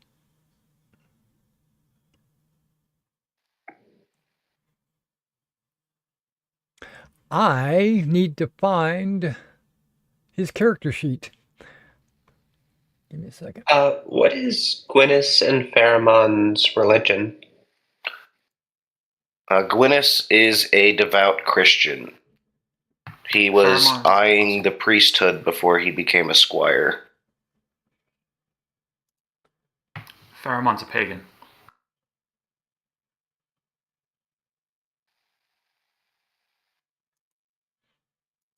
Excellent. Does Gwyneth wear a crucifix? I would imagine so. I've got a 16 for my devotion to God. So he's like any time Pharamond or Sanson mention pagan, he just starts reciting verses or scriptures. Aubrey feels the same way. So I imagine Aubrey and Gwyneth are the closest to each other out of the group. Not in a hey, look how wrong you are, you're gonna burn in hell way. In a oh, see, no, this is you're so close to getting it right, but see, the Bible says this. Come join us. Come.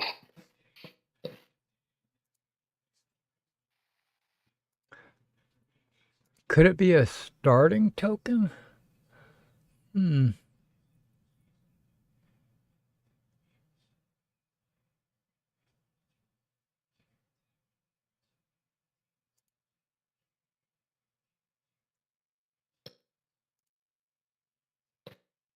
It could be.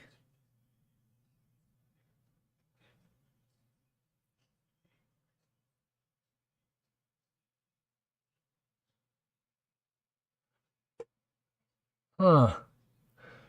Okay. 219. Okay. So I assume you go gather all your gear. You get your groove on. Yes. Okay. Give me a second to find this guy's stats.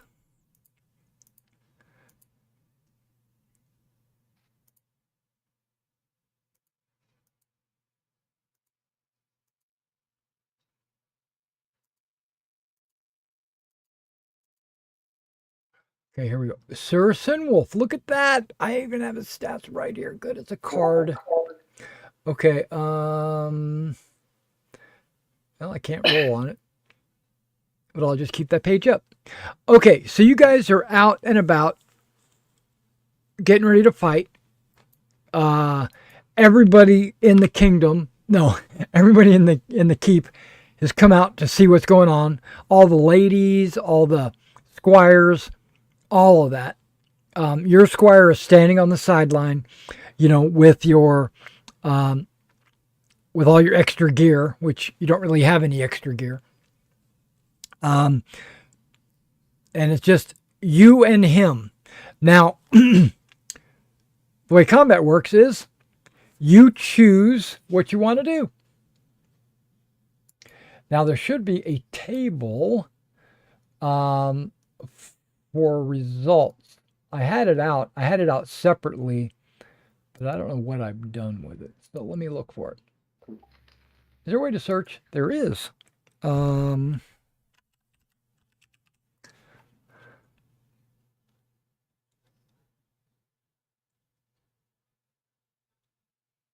While they're getting ready to pray, Santa's going to say, "Lady, may I take a look at your arm?" Yeah, you can look at it. It's got a bruise. He says after the duel, you might want to go have it looked at by the monk. Thank you for your concern, kind Sir Knight. I appreciate I appreciate you. Thank you. I will do that, but I can't, I have to watch Gwyneth succeed. Okay. Yes, I understand. So let's get into this fight. The fight is to unconsciousness or until you or he admits wrongdoing. He is wearing full plate. No, he's not. He has the exact same, well, not exactly the same armor. He has an Akaton and a hauberk like you do. He's got an open helm and a round shield. So he actually has one less point of armor than you do because you have a nasal helm. Mm-hmm. Well, actually one more point because you got fur. Yeah. Yeah, and he's got a shield just like you, and an arming sword just like you. Okay. It's a pretty fair fight. Equipment-wise, yeah. Yeah. All right, so I saw his picture. That's a big boy. I will take you. Oh, I found the chart, by the way. Chapter 7, combat action resolution table. That's right at. Right there. Okay. Yep, 7.1. Thank you though for looking. He's going to strike you dead. That's what his action is going to be. What's yours? I'm gonna parry? No. You're going to strike him dead. Okay. You can just stand there and parry if you want. No, I'm gonna strike him dead. Right. And so then it's an opposed roll, like I will roll and you will roll, and we'll see who succeeds. Okay, and I add a 5. Yep, you add that in the macro. I do not have a passion to invoke because there's nothing here that would warrant a passion. I'm rolling against a 15 with my arming sword. And I got a success with a 10. But you got a success with a 14. So,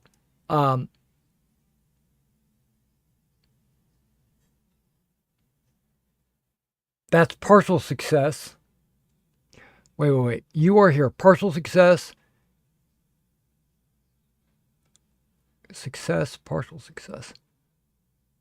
Then it goes to whoever had the higher roll, right? That's right. Well, that gives you a success. and he has partial success. So so you win. Suffers damage minus armor, and you did 13. Right. He has a knockdown of 14, so you don't knock him down, and his armor is 15. So because he had a partial success, he gets his shield. So yeah, you hit him, but you don't do any damage. And he's like, oh, but he doesn't damage. He got a success.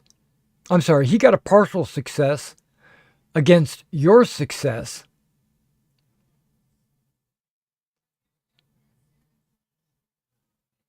Right? Yeah, partial success. Yeah, that's why he got to add his shield.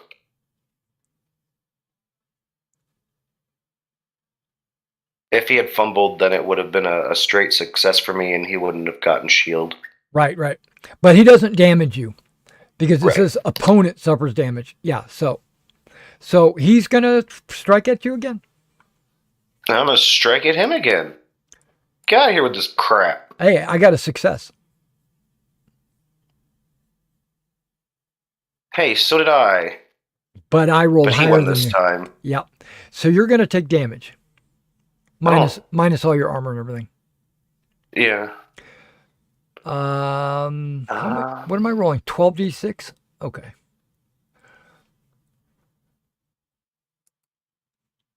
$19.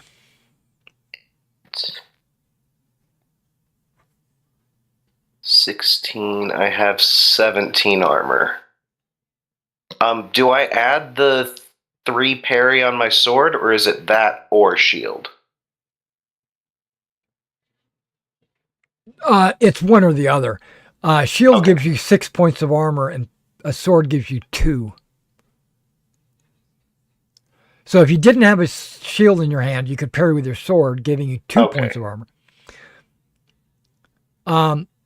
Okay, so you take, what'd you say? 17. Let me double check. 8, 6, 14, 15, 16, 17. Yeah, so I take 2. Shouldn't it be 10 for the armor, 6 for the shield, and 1 for your fur? Yeah, it's 17. Okay. So you take 2 points of damage, right? Mark that down as a wound, right? But but because it's higher than your knockdown, right? Is it double your knockdown? No. 19 is not double your knockdown? No, my knockdown is 11. Oh, pretty good. Then make a dex roll. Okay. If you succeed, you don't get knocked down. I failed. So you're on the ground. Mm-hmm. Okay, so what that means is on this next roll, I get a +5. That's unfortunate. Yeah. That's all right. So because you're getting up, now I'm going to state what he's going to do first. He's waiting for you to stand up. What do you do?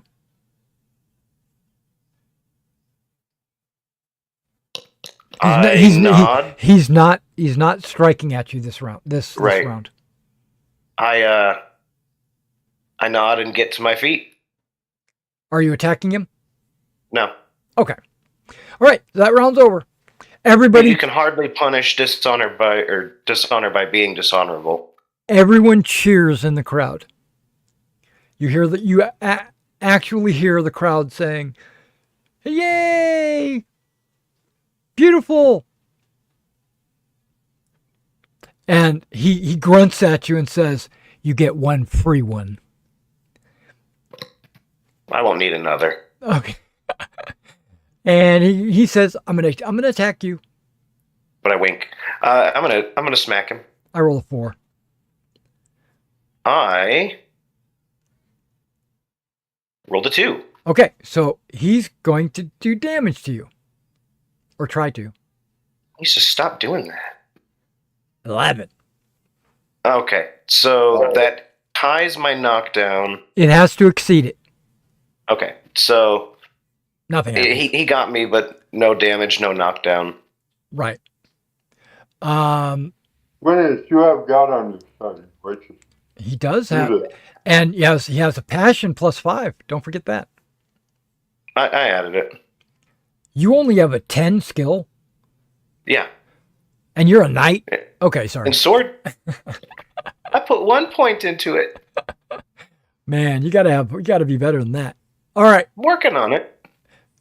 next round. Of course. Oh, I failed. I didn't. Okay, so you got a success and he got a failure. I accidentally clicked sword instead of arming sword, so that was There's- 3d6. Why do you have a separate line that says arming sword? That's from my attacks. You But why do you have a second line instead of just sword? Oh, because you get the It's- damage added in. yeah. Yeah, that's fine.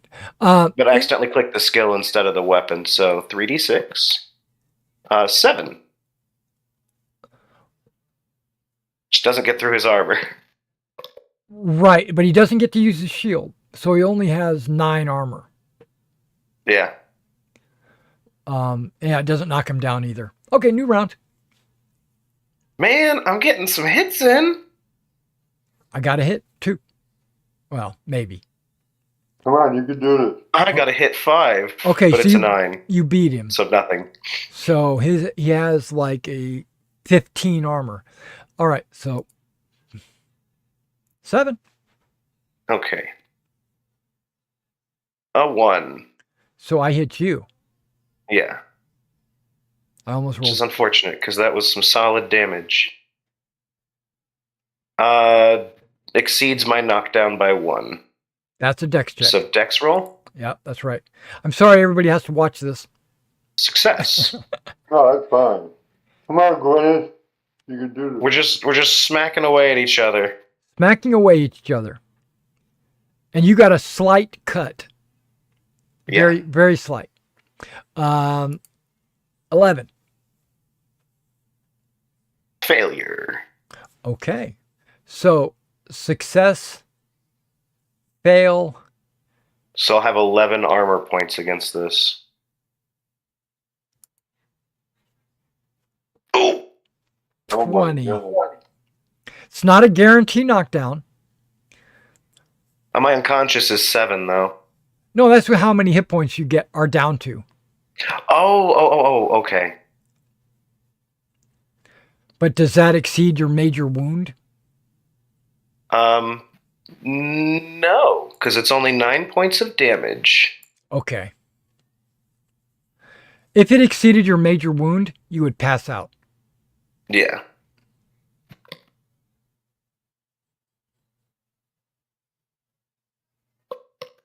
Do you submit? No. Okay, but you still got to roll a dex, right? Yeah. Because that's more than your. Yeah. I failed. Okay. I am going to attack you with a +5. And I'm going to attack him with a +5. Right. Well, you already got it. Yeah. I'm looking for a 20. Oh, look at that. A crit. Oh, man. That's bad. You still get to roll. You might crit. Well, no, I did roll. I fumbled. A crit But I versus. also got a 20. Oh my gosh. A crit versus a fumble. So you are a fumble. He is a crit. Opponent wins. Character suffers 9d6.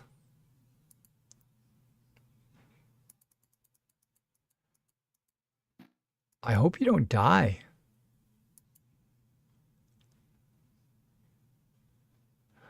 No shield. And you drop your weapon, but that's okay. You take 36 points of damage. So 25. With no shield. Which does, in fact, kill me. Okay.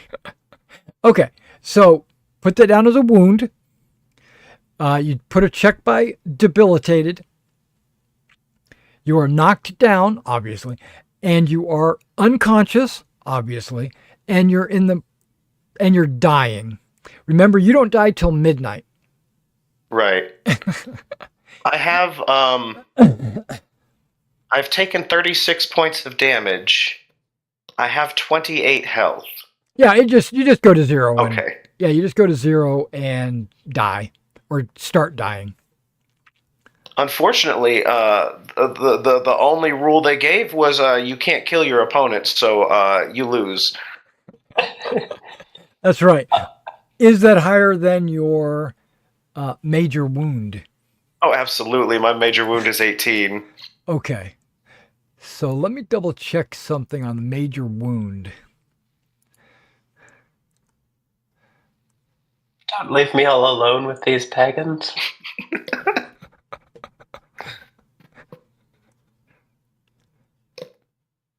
States of health. There we are. Death before dishonor. That's right. You take a mortal wound and survive. Well, you are. Maybe. Man, I really thought I was going to get that. If you take a single blow that's higher than your major wound characteristic, which happens to be your constitution, it's a major wound. You cannot shrug off this damage. It includes things like a concussion, a crushed bones, heavy bleeding, damaged internal organs, something like that. You fall unconscious, you're debilitated, and you have to roll on characteristic loss to discover the permanent effects of the major wound. You can roll a d6 to see which stat loses 36 points. No, it's your strength. Your strength loses 1 point. I just put a point into strength. Well, there you go. Keep it up. That's so rude. Man, he reversed all your gains. I put a point in honor and I put a point in strength. I love where it says, for instance, if size decreases, then so they could knock you down a peg. Oh, whoops. I took it out of size instead of strength. If you do anything that requires physical activity before it's healed, you could actually lose more hit points. Okay. Does anybody have first aid higher than 15? Basic legendary. Does anybody have legendary first aid? Nope. Nope. Okay, because Father Brugan has a 15. And if you want, I'll go ahead and have him do first aid on you. Or you could just die within an hour.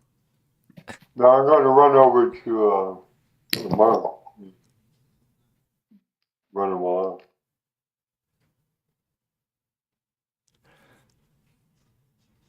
And We have a night down. We need your assistance. oh, I succeeded. Darn it. Okay, so you're put at 1 hit point. Amazing. That's right.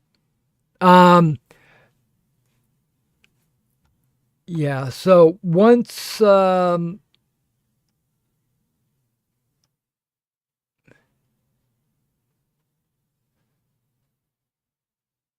what? Hang on just a second. Someone must successfully apply first aid within an hour or the character dies. Yeah, that's why I ran over to get the monk. And even then, recovery is doubtful. Oh.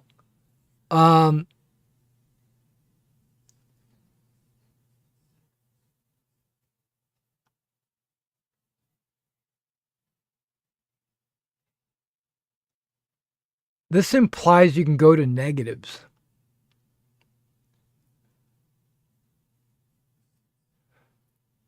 The character is unconscious, incapacitated, however, someone must give first aid within an hour.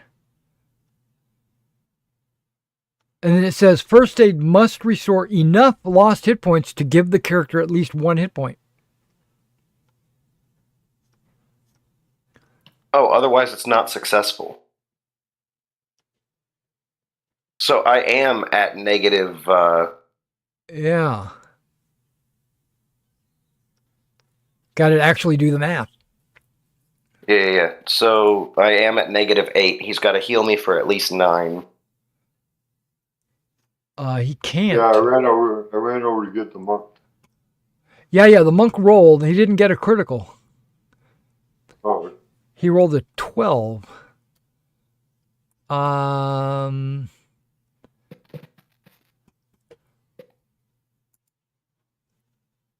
Give me a second. Healing and recovery. I just looked at that. That's not what I'm looking for. Skills.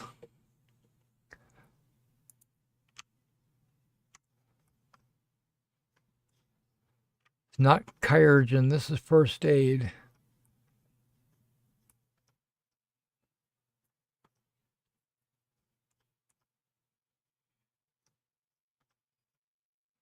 Okay, here we go.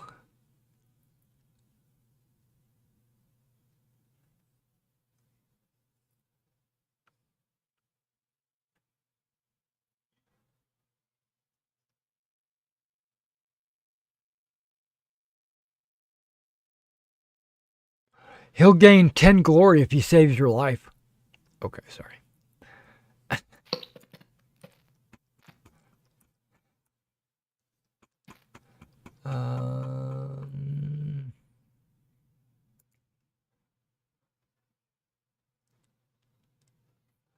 Okay, it tells me where to go. I wish this thing was set up in chapters.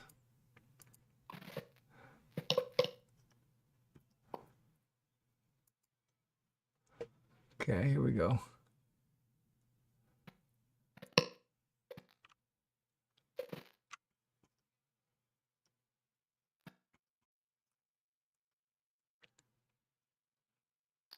Let me just find a name generator for my new knight real quick.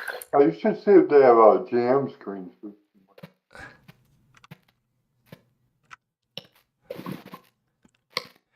Healing and recovery. I think my next one's got to be a pagan to fit in. Do you have any like brothers? Yeah, it does say you can go to minuses. Okay. Her squire. I don't remember.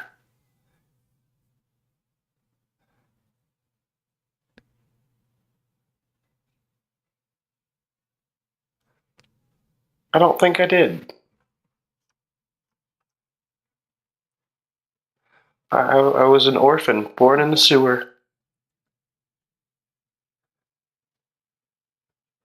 Boo-hoo. If someone applies a successful first aid to a major or mortal wound, they do not affect the debilitated state. It only applies to fresh wounds. Each wound requires at least 5 minutes to treat. Oh, so he can treat them separately. Yes, he has to treat them separately. Okay, well, I have 3 wounds. Oh, okay. Then he's going to apply first aid to each of them. This one was to the major one, though. It was a success, right? Yeah. Because he had a 15. So what happens? That's what I'm checking. That's what I'm getting into the fine print here. Okay. You can attempt first aid on yourself with a -10 modifier. No, but that's not right. Determine who's going to do the first aid, blah, blah, blah. Restore hit points. I'm lucky if I'm still breathing. Erase the number. Yeah, erase the wound, because then it just becomes hit points lost. He got a success, so you get to heal your healing rate. Okay. Which is what, 2 or 3 points? That's 4. Oh, that's even better. Yeah. So it was 25 from that particular wound. So I for sure have lost 21. And how many points do you start with? 28. Yeah, so you'd be in the positives, right? Well, I have 2 other wounds. That doesn't make sense. I guess he could still heal? You have to total them all together. Oh, I did. That put me at -8. So Okay. he's healed me for 4. I'm at -4. So the best he can do is bring you to 0? There's 2 other wounds. Yeah, that's 8 points. Unless he Yeah. crits. Well, there was three wounds, so he could heal me for 12 total. And I was only at -8 when he started healing me. Oh, when he started. Okay, so you're at -4 right now. Now I'm at -4. Okay. However, one of those wounds was only for 2 damage. Okay. Does that mean it can only heal me 2? That is correct. Okay.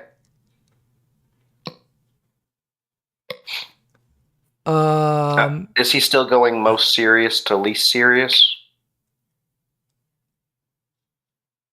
I was going against the 2. Okay. So that one is gone. Yeah. No damage from it. And now there's one that was for 9. And I am at -2. I still.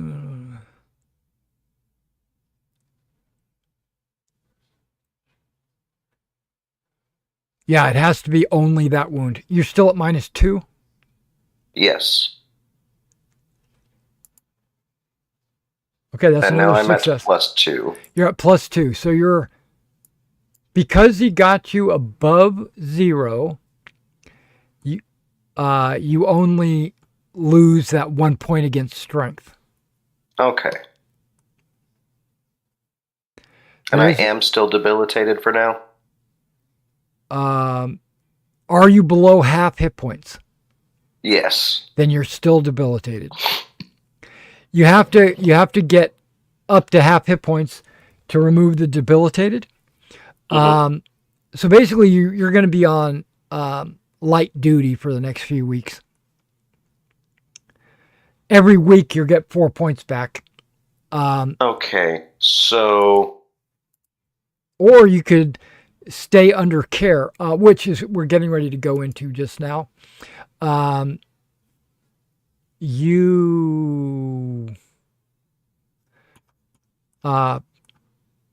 notice that Lady Gale is also attending you.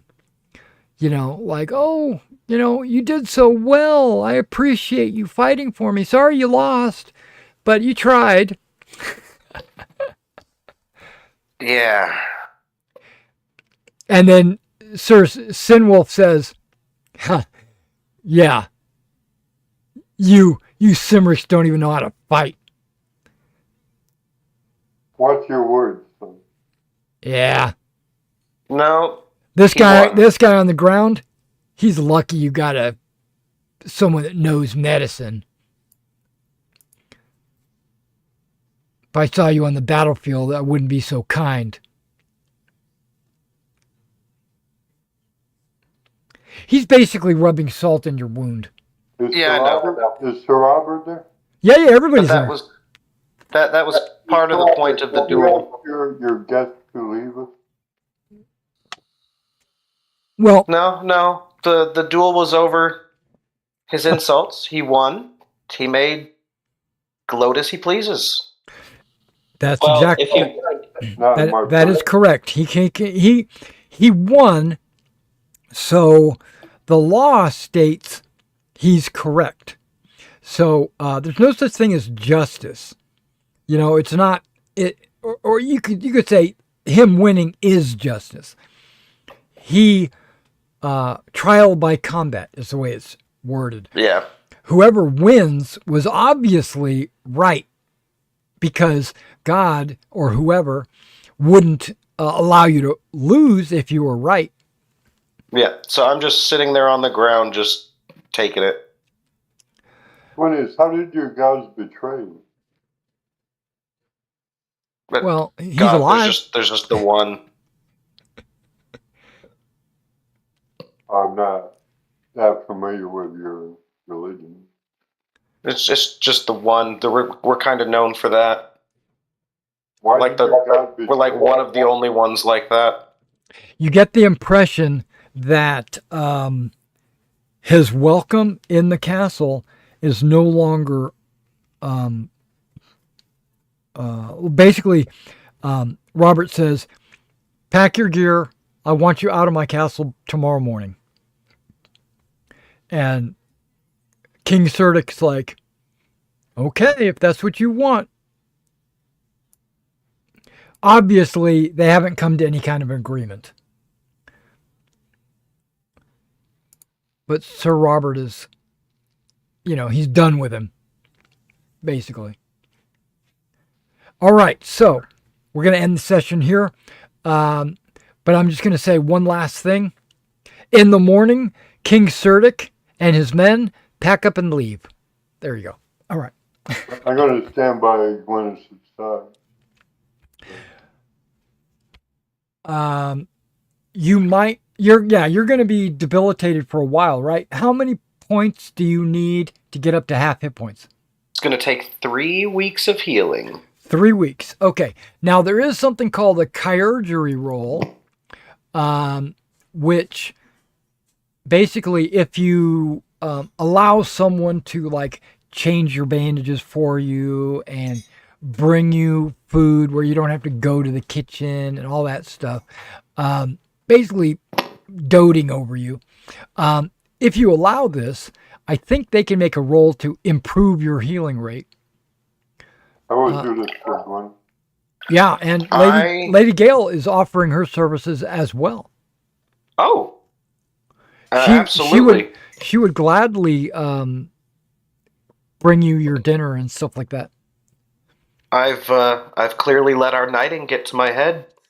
And I think this just shows me how much growth I have left. And I think Sanson, because he's pretty good at first aid, he's probably changing your bandages and stuff. But just remember that chirurgery is not a knightly skill. That is not first aid is not chirurgery. I'll just help the lady. She probably. Oh, okay. Okay, there you go. What's Sanson's first aid? I'll just assist her wherever she needs. Perfect. Oh, then Aubrey has a 13, so he will. Oh wow. Replace the bandages and also he stays within the room with Gwyneth for the first few nights and prays with him. Nice. We stand by our own. You can receive 1 chirurgery roll per week. It occurs on Sunday at noon. When healing occurs, if they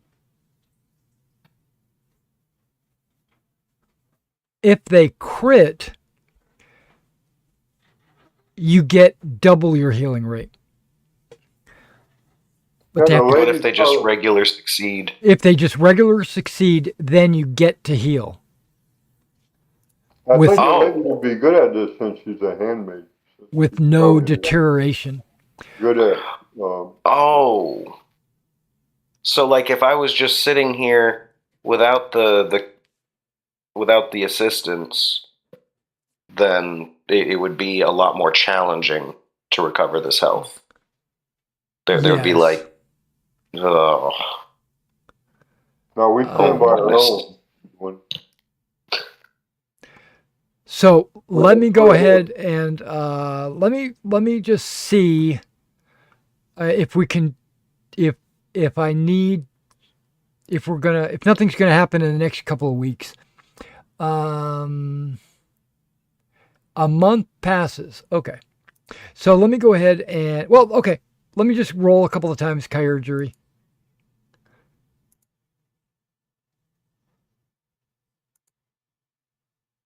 Oh. That's not a fumble. Really? I just rolled a 17. That's so high. Yeah, that's not a fumble. It's just a failure. Oh, okay. 20 is a fumble. So that's 1 success. So you would get your healing rate. Puts me at 6. Yeah. But a failure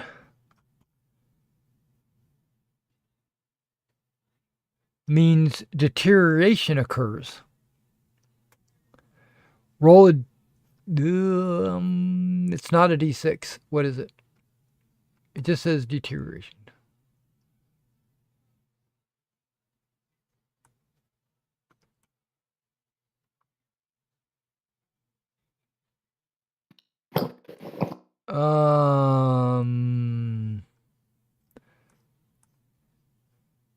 Natural healing.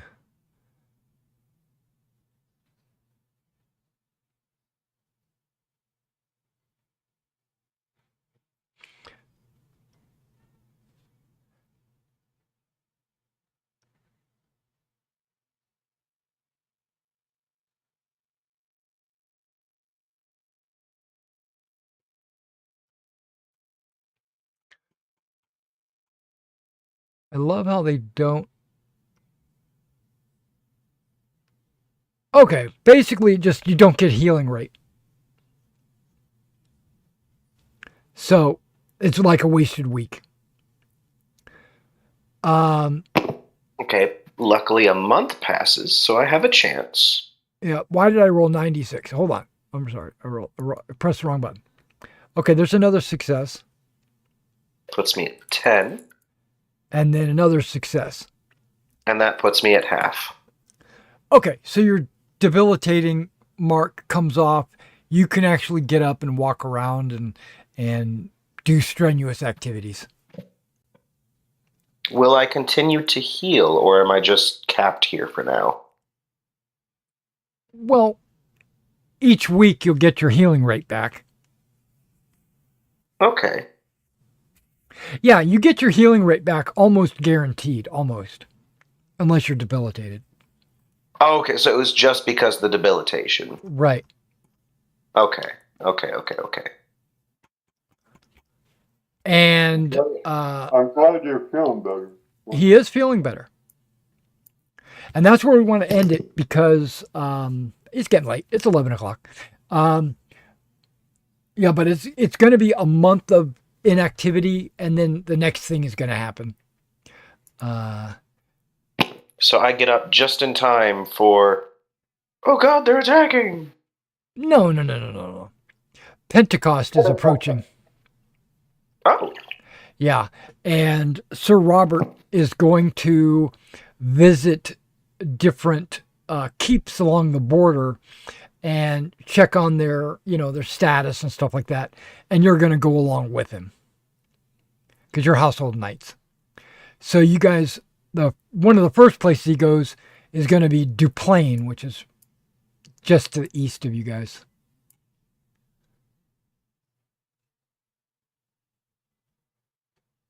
It's on the border. That river is the border. And Duplain is you could call it a castle, but the walls are made of wood. It's more like I don't know, what would you call that? A palisade? Like a palisade? Yeah, like a palisade. Bailey?